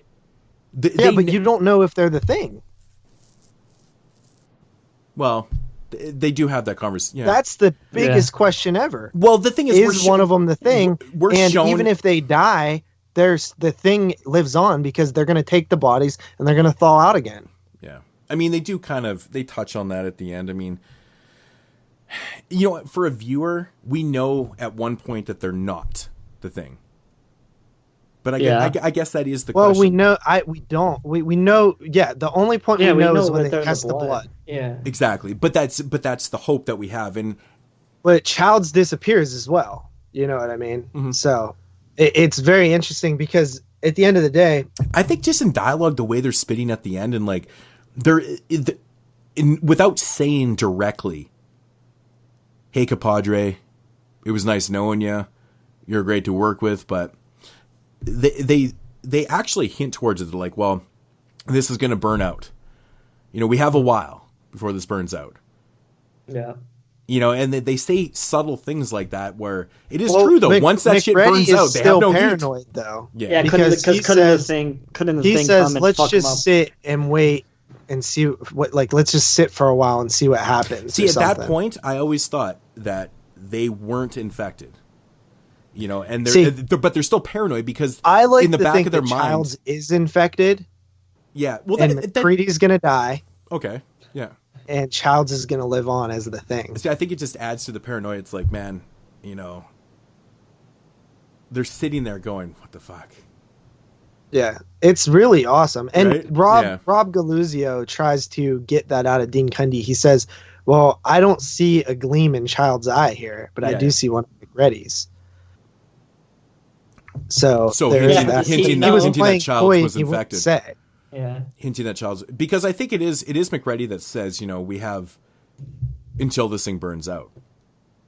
Mm-hmm. Well, I don't think I think that it's pretty obvious because we spend all the time with McReady and he's our protagonist that he wouldn't be infected. But Childs is another story. You don't know. But the movie already has so many twists and turns and things like that. And one, I mean, if you perceive the film where a lot of people kind of look at it where they're going to die after the thing burns out. I mean, do you know the gasoline theory? I may have heard it. Familiarize me. So it's the end of the movie and they're setting bombs and shit down in the thing. Yeah. And they're using Molotov cocktails, which obviously is like gas or some kind of sort of flammable liquid in a bottle, which has a rag in it. You light it on fire and it blows up. At the very end of the film, McReady and Childs is sitting there, and McReady has a bottle of alcohol that he never drinks but gives the Childs, and Childs takes a sip of it. And the theory is that was one of the Molotov cocktails, and that was McReady's test to see if Childs was the Thing, because if he drank it and didn't notice, because he wouldn't know what alcohol versus gasoline tastes like. So because he drank it, he's the Thing. That's the theory. It was never written like that. I think Carpenter even said he never thought of that to do that, but I thought it was an interesting fan theory. Yeah, I mean, most Molotov cocktails are actually just rags inside a bottle of booze, then you light it and it's so flammable that it fucking ignites whatever it breaks on. I think they use gasoline though in this film. That's what they had, I guess. Yeah, but that's genius, right? If you're McReady, that's fucking super smart. That is super smart. That is super smart. Yeah. It seems like something that he would do. It's pretty. Yeah, I mean, but they showcase that in the film, though, how smart he potentially is. Even though he does lose to the chess master on a Commodore 64, he loses to chess master on Commodore 64. Man, that thing will beat you at chess. Yeah. Yeah, I wouldn't doubt that. I don't even know how to play chess. So. Oh, really? I can play play chess. Yeah. I can play chess. I'm not good at it. But I love the blood test scene, dude. It's one of the best horror moments ever. I love the when shit hits the fan, when he goes to do the defibrillator and the fucking chest opens up and bites his hands off. And then the spider head, dude. I mean, it is all just chaos and wonderful at that moment. Yeah. Mm-hmm. It's so good. I think the whole movie is just a sequence of amazing scenes. There's one scene that it is. There's one scene that I never understand. So whenever he first does the blood test and he tests the first two and they're not the thing, and it looks like his test doesn't work because one of them, I don't know whose blood was those. Who's he testing at that point? They're both dead characters, and they're both not things. Yeah, I don't remember who exactly the characters were, but I don't know. But he was testing that blood because he knew that he needed a reference. Oh, I know, but they're neither of them are the thing. But I don't know whose blood he's testing at that point. But I thought there's two dead characters over on the gurneys. Yeah, one of them is a thing and one of them is not. So I'm like, whose blood is he testing if he does two and they're both not the thing? But once you're dead, does that theory still works? Yeah, because you're not dead. That's the whole point of the thing. Exactly. The cells just stay. Yeah. Yeah, because unless they're completely burned away. Yeah, I don't know. Like, that's an interesting point. Meant to rewatch it and see, because like that part always confuses me because I don't know, because it's the names that fuck me up. I don't know who's who ever. I know Niles. I never really thought about it. Yeah. Blair, McReady, Childs. Who's the other doctor? The like skinnier one. Where he's like, I don't want to spend all winter tied to this fucking chair. Copper, whatever is it? Cooper, yeah, or something. I thought he was a military guy, or is he a doctor? He was a doctor. There was a Dr. Copper or something. They're all. They're just like, some of them are doctors and some of them are just workers. Yeah. And one's like a scientist or something. It's like a weird group of people, but I love like just the little stuff, like where he's watching the VHS game shows and he's like, I've seen the end of this one already, and goes over and shuts it off. And then the other dude's like wearing his roller skates all throughout the building and shit. And the cook. Yeah. But I like that they show shit like that in there because, man, when you're in Antarctica and you're secluded to one building. I know the time I went and was secluded to one building, dude, it was crazy. Yeah, man, you gotta. It's not like you can just go to the fucking, the nearest Mickey D's or anything, but you gotta do shit to keep yourself occupied. There's another moment in the film that's really weird where it's like it's almost like a weird edit. Like they're outside, and then they're like, it's all snowy and shit, and they're like, well, I didn't have my lights on in my cabin last time or something, and then it's a complete. That's McCurdy's place. Yeah, it's a complete time skip. Like it fades to black, and then like a certain amount of time, hours have went by, and like you never see what happens there. You only see it from the character who says that they saw ripped long johns in McCrady's fireplace. But like what happened, you don't even know what happened with those characters. Yeah, because there was 3 of them. One makes it back, then McReady breaks through the window. And he comes back. Who's the other guy? Like, where did he go? Like, you know what I mean? It's a really weird scene how they play that. It leads to further confusion for me. Huh. Yeah, I never really. I don't think they never walk over there. Cuts to black, like and then I never really thought hard about it. They never show what happens. Mm-hmm. They never show what happens in that scene. The next thing you know, McRady's been out in the winter for all night, where his like beard's all frozen in snow and shit. Yeah, for sure. Yeah. Weird. But like what happened, like that's like I always wonder that. Yeah. Crazy. Another scene I love, is when they go to the Norwegian camp. I think that's why the prequel actually was such a good idea, because you look at that setting and like where the block of ice is, especially in the video game, they do a really good job recreating that. But you're like looking at the building, you're like, what the fuck happened here? You know what I mean? It is really bad, whatever happened here. Yeah. And it's like really. I just love that we see the face combined creature, that we see how that comes to be and all that later on. That's really cool. That's a little nuance. Yeah, that is actually pretty cool, man. Yeah. In the prequel. We'll get to that. Yeah. Because I have a lot to say about that. But yeah, I love that they go out there, check that out. They bring that thing back, you know, do an autopsy on it. They're like, Jesus, this thing is weird. You know what's so funny about when they go to the Norwegians' camp there? When they're in the room where that big ice block was, if you look closely, man, you can see the icicles actually swaying in the wind. And I'm like, oh my God, like, obviously that can't work, right? Yeah. Those are solid matter. So I'm like, all right, whatever. It's not perfect, but it still works, I guess. It's hilarious. Yeah. But I don't think I have much more to say about it. That's like all I picked up from the commentary, though. It was honestly kind of a boring commentary. But the news scene. That's like the one moment of comedy in there where they open the door, the hatch, and he's like, listen, I'm fine now. I want to come back inside. Yeah. And there's a fucking noose just chilling there. Yeah. And you're like, dude, what the? It's so like awkward and like they don't even like mention it.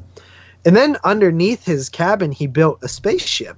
That's something that I never really thought about when I was younger. But he was trying to build a spaceship. So he was the Thing at one point too. Yep. Yeah. But why would he hang himself if he was the Thing? Well, it was before he was going to hang himself. Yeah. Before Yeah. he was the Thing. Yeah.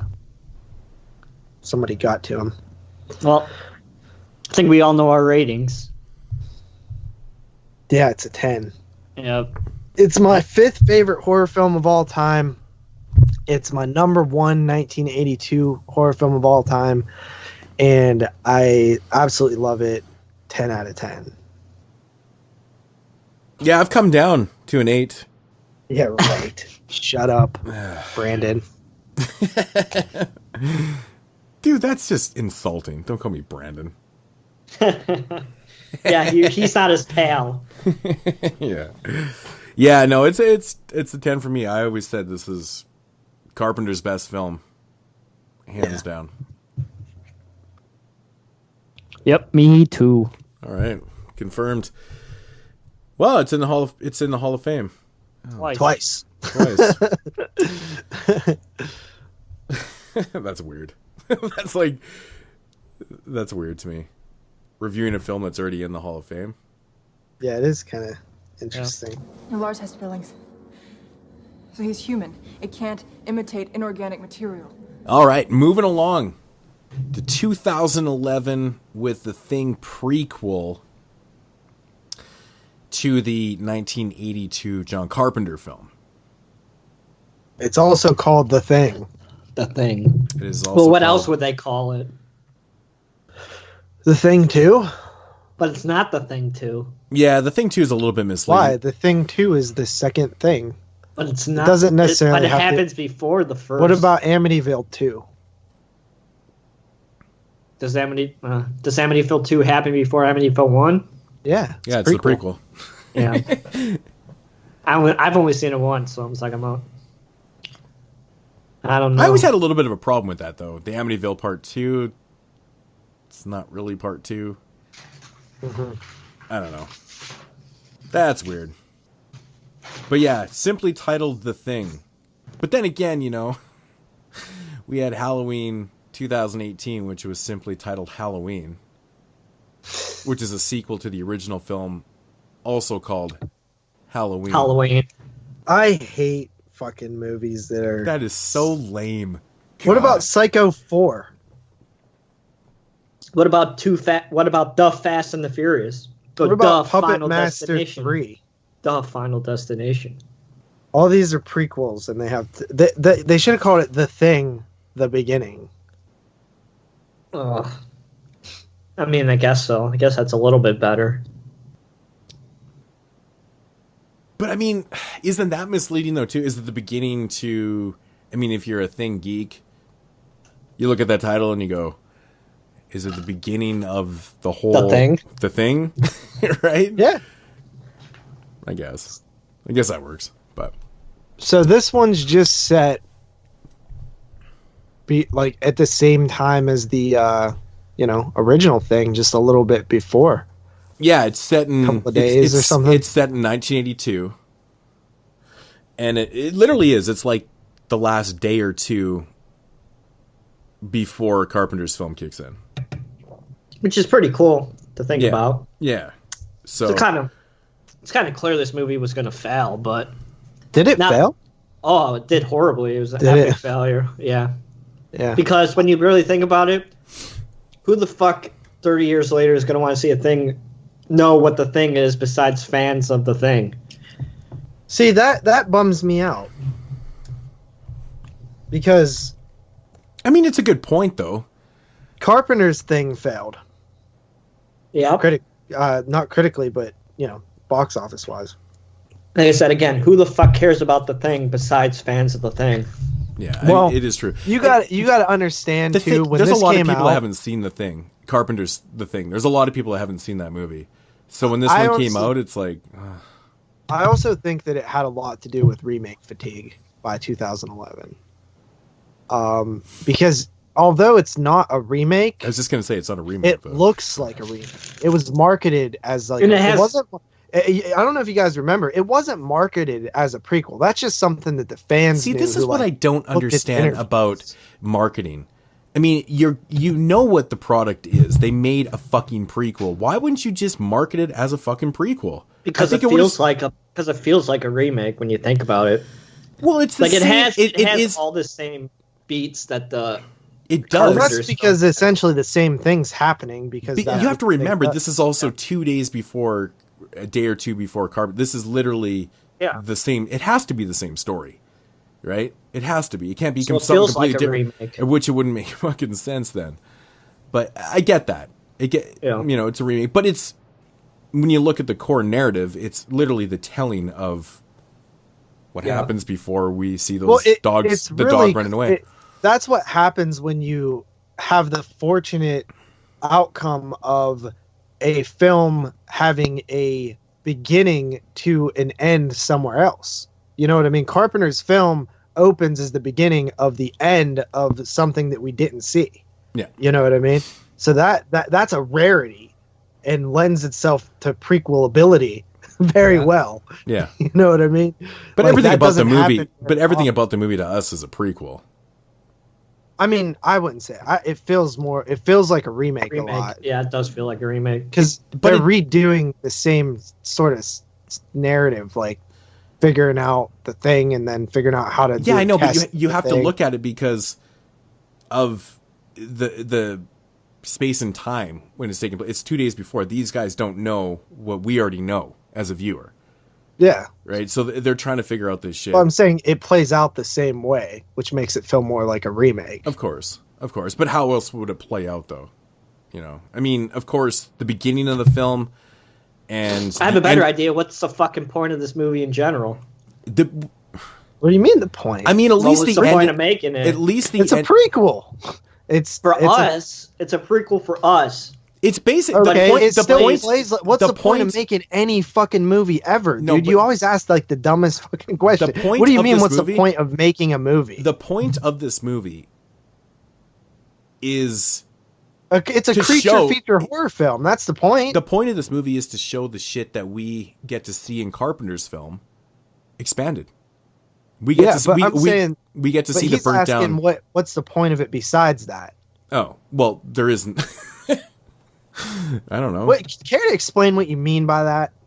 You talking to me? Yeah. What do you mean by what's the point of making? What's the point of making a film it's the same exact thing? So if you're not going to call it a remake, what's the point of making it? But it's technically not, though. We're seeing what happened. Yeah, but the same exact things happen. Yeah, I know. But when you watch Carpenter's film, when we get to see how their facility got destroyed. We got to see how the alien... The detail is there. Like, you look at, like, the room that they store the ice block in, it's very similar. Yeah. Like, remember when the Carpenter's crew first walk into the Norwegian thing, there's the axe sticking out of the wall? You see that happen. Yeah. You see the person swing the axe and it sticks into the wall and they leave it there, which is awesome. Like, I remember noticing that the first time I seen this and was like, oh, that's so cool, because I always wondered why that axe was there sticking out of the wall. And that's really cool. They show the I give the director and the writer props on, you know, putting in that shit, right? We get to see how everything happened in Carpenter's vision. It's fucking cool, man. Yeah, no, I love that. It's fucking cool. And I love the fact that, like, man, the first time I watched this movie, I was so pissed off. As soon as the credits rolled, I was like, what the fuck? And then we get to see the dog running away. I said that. I was Jeremy was all mad. I was like, no, and I couldn't remember that it was in the credits. So I was like, no, they definitely connect it. And he's like, no, they don't. No, they don't. And I was like, yeah, they do, dude. I've seen this movie before. Yeah. And I love how they did it. I love it. It's so cool. But I'll never forget it, though, that moment where I was like, what the fuck? Because seriously? the music kicks in, too. Yeah. The original Carpenter music from the original film. But then I was like, I think that's the best way to do it, dude. It's like the ultimate, like, final Easter egg. Yeah. Because you're like, how? Because the whole time, and Jeremy asked why I do it like that, and here's why. Because the whole time in the movie, and this is the fatal flaw of any prequel, you know how it's going to end. Right? You know how a prequel is going to end because of the fact that it's a prequel, and you know how the other film begins. Yeah. So the whole time you're looking for that. You're like, somebody has to survive. One of these guys. That's the whole point of a prequel, is to tie in the movie, right? So yeah, but they throw you a curveball by not doing it in a predictable way. Yeah. Which is awesome, because you think that, like, it has to go a certain way, but it doesn't. They swerve. And then it still ends up making sense at the end. But they honestly, I don't know, man. What's your guys' thoughts on our main scientist here? You know, Kate. I feel like the fate of her character, making the role a woman didn't feel the same to me. She did, like, maybe the age of her or something. Well, the only problem I have with the whole Kate character at the end of the film, so we get to see her, the shit's done. It's fucking burnt down. Like, she crawls into that fucking cruiser, whatever it is. Yeah. Snowplow. And then it cuts over to what we get. We get the dog running away and the Norwegians going after it. Yeah. So Kate's dead. So my only problem is with that is, in Carpenter's film, we get to see some of the characters that died. Right? We get to see how this shit happened. We get to see this and that. What about her character? Well, we don't see what happens to... It's like almost like the same as McReady and Childs. It's like, the weird thing about her character, though... Yeah, how do you know she doesn't get away? Yeah, you don't. Just like you don't know if Childs and McReady get away. It's funny. Like, it always... The first time I watched this film, it always bugged me about her character, and I was like, what the fuck? Like, I kind of took it as the same way with McReady and Childs, like, she fucking dies. So I looked into this, and the director, literally from his mouth, says she fucking dies. They just don't show it. They just don't show it. Yeah, that's awesome. So when they cut from her freezing her ass off in the vehicle to the dog, and then ties into Carpenter's, they just didn't show her die. She doesn't make it. She dies. Yeah, that's awesome. It was never intended to be expanded upon. And I was like, fuck yeah, the fucking director, awesome. That's awesome. Pretty cool, man. Yeah, so she dies. I think this film's a little underrated, honestly. I think the biggest complaint that you hear from every single person is the CG, because the story goes that they filmed everything practical. Well, okay. And then the studio wanted them to add CG to everything. And I understand why people are upset, but keep in mind, we never saw how it looked on film. What if it looked shitty? Yeah. You know? Like, what if the practical still looks shitty, work so good? It doesn't. It looks like. But you know what? The flip side of the argument, though, is, and you know, I've heard the same thing. You know, they did practical effects, put the CG over the practical and shit like that. There's no way the practical effects were so bad that they had to fucking make it worse by putting CG over it. I would personally take the bad practical effects over watching CG shit. any fucking day of the week. Yeah, you would, because we're horror fans. But to be honest, like, it doesn't look like it's bad. I don't think it is bad. It is bad, though. It is bad. But I mean, but knowing the fact that they did practical effects and then they did that, if they had just straight up CG'd the entire effect department, whatever, it is what it is. But the fact that they actually did practicals and then did that, it makes me, it's like, who the fuck is, like, who knows? It might have looked okay, but someone's going, no, that's not up to fucking 2011 standards. I don't know, man. I can't roll with it. Well, the man. thing is, we'll never know. We'll never know. There's still images of the practicals that you can look up online. See, I remember when they were coming out. I would love to see a comparison, man. I would really, really like to see that footage, because there's even it's a big decision that fucked this film, in my opinion. Wow, there's a nice GIF on here that shows the effect actually working, like a behind the scenes thing. Yeah. That's pretty cool. It actually does look really good. But one of the most celebrated things about Carpenter's film is the amazing effects. I think with this vision, I think no matter what, even if the practical effects had turned out to be shitty, you know what? I think that they should have absolutely right. They're not shitty. That's the thing here. I'm looking at them right now. They're not shitty. And that's the thing. Even if they turned out to be shitty, and they're like, "Hey, fuck, we need to do something about this," so they threw some shitty. Like, I'm gonna look them up now. You fucking have to keep it authentic. I think it's the biggest mistake that they did in this. Even if they were super shitty, they should have went back and just redid the practical effects and made it practical to tie in, because we already tie this movie in pretty damn well. Why not make it visually tie in too? It's a big misstep. I think that one of the things that I've always noticed. But what's the point of spending the money? It's like, couldn't the budget gone somewhere else if they were just gonna fucking CGI it? This seems like a waste of money to me. No, I think the point is, Jeremy, is that they did the practical effects. More money into it. They put practical effects in there, and I think someone made the decision, the corporal decision, that the effects weren't good enough, so they put the CG over it. That's exactly what happened.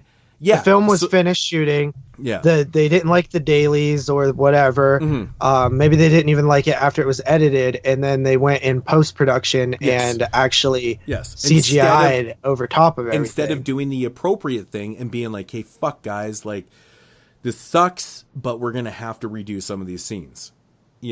I understand it's a budget constraint, and honestly, CG is just way looking at the pictures, it doesn't look like it sucked. Yeah, see, that's unfortunate. That really makes it even worse. Check the chat. I sent some in the chat. So some douchebag on Facebook thought that the effects looked shitty and decided that, let's CG over it, Yeah, see, I'm fine with that, man. That doesn't look that bad. Yeah. It really does. Dude, that doesn't look bad at all. What the fuck's wrong with that one down in the left-hand corner? Yeah, look at the twisted face one. Looks way better too. Yeah, well, yeah, you can tell that. Oh, wow, that's. You know what one looks way bad is the third one down on the right. That one looks really bad. That is really fucking bad. I wish we could show the visual of these guys right now, because wow. I know. One thing that I don't like about the way they handle the thing in this film is they do this thing where it moves way faster. It's like almost like squid-like or something. It's like got more tentacles, and it's like more sly and not as like hidden, it's too like in your face. Like, I don't really like that. And the other thing that I don't think they performed very well is one of the main things you would think that would be cool about doing a prequel is maybe checking out the spaceship, right? Inside the spaceship, because you never see that. They go inside the spaceship and it just looks kind of lame. It's just big, and it almost feels like the thing that they're fighting wouldn't even be in that. I think they should have made the inside like organic almost. Yeah. Like organic matter or something, or like considering they come to the conclusion that spaceship has been there for 100,000 years. It seemed too fucking not 100,000 years ago style. If that makes any sense, but I will admit, modern. It is. It's almost like a little too modern, but that's another thing. These people don't look like they're from the 80s. Oh, dude, and honestly, man, you want to talk about the characters in this movie, dude? Is everybody played by the same person or what? Right. right? Like you except can't for tell the chick, right? Exactly. Well, both the chicks. And thank God. Well, Did they explain why they're not speaking Norwegian? I might have missed. Some of them do. It's one of those weird fucking American things where you just have to English. I don't know. Could you imagine if they actually shot the whole movie in Norwegian? Because would anybody actually want that? It's actually a problem though, because like the guys that escape and the ones that are going after the dog at the end and shit, like they're totally speaking Norwegian. And carpet. It's it's one of those things. But I mean, at least we get to look at fucking Mary Elizabeth Winstead. Hey, she's good looking, man. She's fucking hot. Just in this movie. Because the Carpenter crew says that there was a Norwegian base up there, that doesn't mean that they know that there would be no Americans that it would make sense that it was all Norwegians, but it doesn't really hurt too much. I'm okay with it. I think the coolest idea that the Thing prequel introduces. I mean, I think the movie would have made even less money if they would have done that. So made it all subtitled. Yeah. Well, it just would never fly. I mean, nobody's going to see a subtitled movie in America. I think the coolest thing that the Thing prequel does is how they test for the thing. Is how they test with the fillings.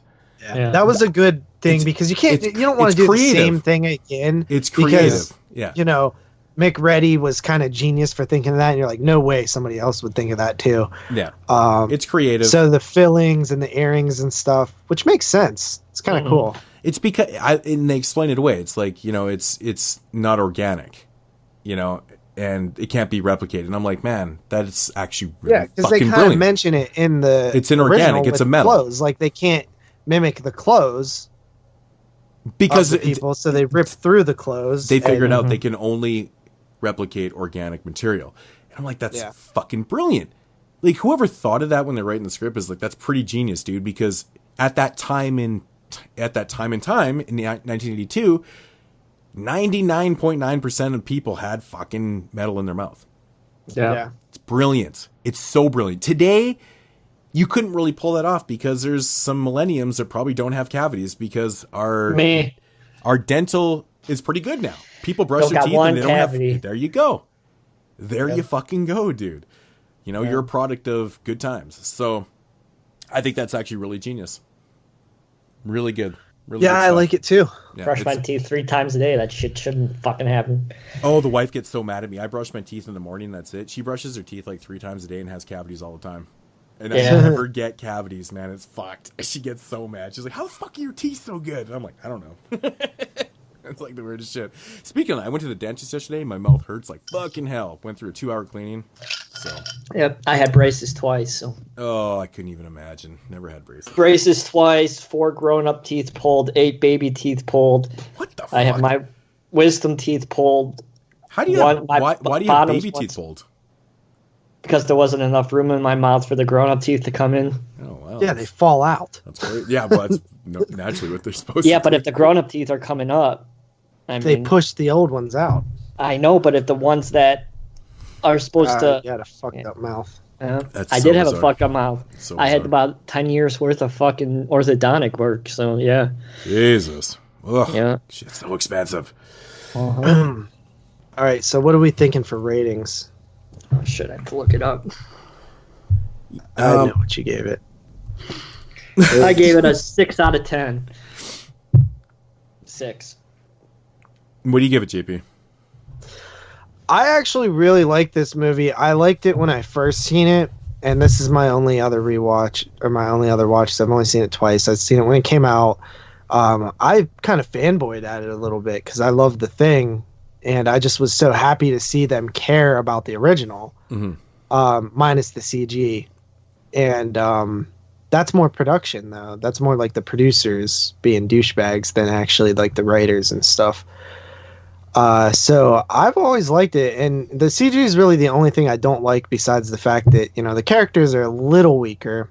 But if you compare it to the, 82 thing, it's not even comparable, but as its own thing, literally as its own thing. I like it a lot, dude. I'm coming in at an 8. I wish this movie kind of had the same feel to it, that kind of overall dread feel like, Carpenter's does. It kind of does, but it's not the same. I think it's more or less that that this just isn't going to end good for him. It's that whole thing about knowing the ending of a prequel. It comes off differently. It plays out differently for you. Music isn't as good. The characters aren't as good in this film. Kate's awesome to look at. I think she's sexy as shit. And I think they played off her character properly. The CG really hurts this movie, man. It's very unfortunate that they didn't have the balls to actually use the practical effects that apparently don't look that bad to me. I think that would have been the right choice. Again, it's a big thing for me because it's a big thing. It's a big thing because, you're making a prequel to a story that has amazing effects. You want to keep that on a level field. I understand why people didn't like it because of that. I get it. I can look past the faults a little bit here. I do like how they tied in the ending, and there's certain aspects of the film that I really enjoyed. It's not a bad movie at all. It's not as bad as people ever make this movie out to be. It really is not. 7.5 out of 10. It's nice. It's enjoyable. It's actually, like, honestly, I've only ever seen this movie twice. I watched it when it first came out. I bought the DVD. I actually rebought this movie recently on Blu-ray to watch it on Blu-ray. I wish I had the Blu-ray because honestly, the DVD is not that good. Like the Blu-ray is pretty good. Yeah, like it was $7. I was like, fuck, I gotta pick it up. I think that the DVD, like in terms of like modern movies on DVD, I think that it's like a little bit weak in terms of like the picture quality. Yeah. I don't remember what the DVD looks like. I guess you can probably get rid of it now. So I don't need the fucking DVD anymore. But I thought the Blu-ray looked pretty good. Mm-hmm. It's not as stunning as like the thing. I mean, for 82 cinematography and God damn, that Scream Factory looks so good. It does look good, man. It really does good. And it's fun. That's the 2K transfer. If you get the new Steelbook, there's the new 4K transfer on it. Yeah. I don't. So it looks even better. I don't own any of those Steelbooks, and I won't. I'm not. Yeah. No, fuck Steelbooks. I hate Steelbooks. It's a different transfer, though. That's I know, but it's a Steelbook. I hate Steelbooks, man. Not a fan. I don't hate them. I just don't. I'm not over the moon about them. Like everyone's always shocked when I say I don't collect Steelbooks. Like, you collect fucking everything. You don't collect Steelbooks. I'm like, no. It's like I don't collect hard boxes either. Get off my dick. Come on. So yeah, but yeah, that's the. Well, JP, you want to talk about the game? Yeah, just really quickly. The game is really cool because it's actually a sequel. It picks up right after the events of the Thing film, and you're basically a squad. Like you're the leader of a squad of like soldiers who are there to see what's going on, and you start. It's like a survival horror game. Like you start investigating, trying to figure out what happens. You actually can walk to the Norwegian camp, which is pretty funny. You just like walk through the snow. It's the layout is exactly like. Dude, you should be able to take a helicopter there, man. That would have been awesome. Yeah, but there's like lights that guide you like through the dark snow and stuff like that. Like the little lights that are sticking up out of the little. But isn't McGrady in it at the end or something? I beat it back when it came out in like 2002, and I played it since, but I never beat it. It says Blake encounters a helicopter pilot who helps him defeat the Wilty Thing. As the helicopter flies away from the base, the pilot reveals himself to be R.J. McGrady. Yeah, so he's I think that he's still like that's the the sequel. It's the twist that he's still McGrady alive. Lived, but Childs didn't, and then the Thing Childs must have been the Thing because there's still things everywhere. But they make the Things monsters more for the gameplay purposes. Like they walk around like the little. There's like a bunch of the one like little spider things that you have to fight, and they did a cool system where your squad would get if you would have to like give them weapons and like med kits because they would start freaking out and get more paranoid. There's like a paranoid meter where you go in and you see them like shaking it or like they look all normal or they're like shaking and stuff. But it has like all the cool locations. Like you go down in the tunnel and see that little spaceship that he built and stuff like that. It was a really good, really underrated game. It's awesome. I own it still to this day. I own 2 copies of it, actually, I think. But yeah, it's actually a sequel to the movie, which is cool. Yeah, that is cool. They seem to be doing that. It's like the Alien game. Always doing sequels now. And it actually plays pretty well as a sequel. Yeah. Yeah. How so? Just like the way that the it narrative continues, wise. Continues the story, you know. I'm not even Carpenter sure I had even knew talked about this. Yeah. Dude, and it's came out in like 2002. Yeah, it's so like it's crazy. You know, it pays homage to the film very well, and it, you know, is very accurate, you know, to the film, and very delicate, handles the very respectful to the subject matter. I don't know, was Carpenter involved in that at all? I don't know. I don't know too much about it. I've never played it. Oh, really? It's a really good game. I just know it's a thing. No pun intended. Yeah. Yeah, it came out in 2002. I bought it because I remember seeing the trailer for it. Kept being on TV, and I grabbed it. And, you know, most video game adaptations suck. But, yeah, man, this one was good. Coolio. Sweet. All right. So that's it. Yeah, buddy. First episode back. That's it for the Thing Trilogy. Thank you, Sam, for paying for that. Yeah. It's fun, man. It made me rewatch the Thing prequel, which I'll be honest, I don't know if I was going to rewatch it. My rating definitely came way up on it.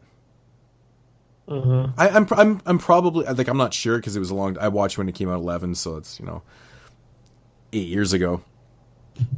And I bet you if I had to rate it back then, I probably would have been like at a 6 somewhere in there.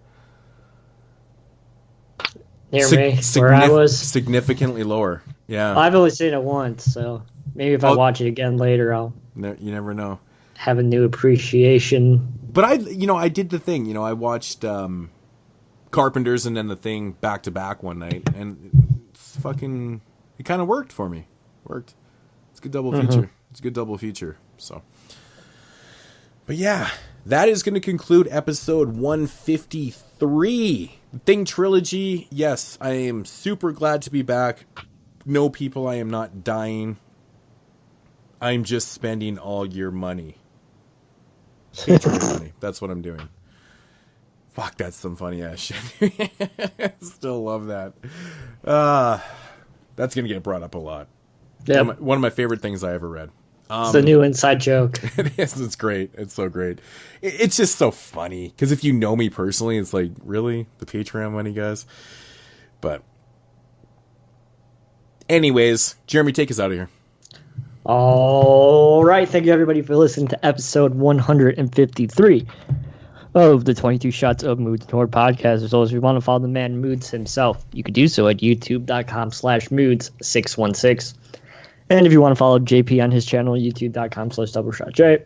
And you can follow me on my channel, youtube.com/NESRuler22. And if you have any questions, please leave us a voicemail. But don't leave us 50. 724-426-6665. You can leave us a question at the email at the 22 Shots of Moods and Horror at gmail.com.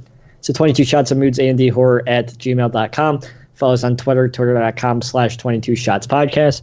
Join us on the Facebook page, facebook.com, search bar 22 Shots of Moods and Horror Podcast. And please join us on the newly formed Discord, link down below. And please support the Patreon so Moods can leech off it and get the sand sucked out of my vagina. Patreon.com/22 Shots Podcast. So that should do it, everybody, for episode 153 of the 22 Shots of Moods and Horror Podcast. We'll be back next week with a What We Watch extravaganza, where we're reviewing 27 films for you guys. So stay tuned for that. 28 plus the bonus one. Or 27 plus the bonus 27, one. 27 plus the bonus one. 28 total. So stay tuned for that. Everybody have a good week. 27 because one of them is a repeat. Oh, that is a good point. That's right. That is a good point. 27. It's great to be back. Adios, everybody. Nugs.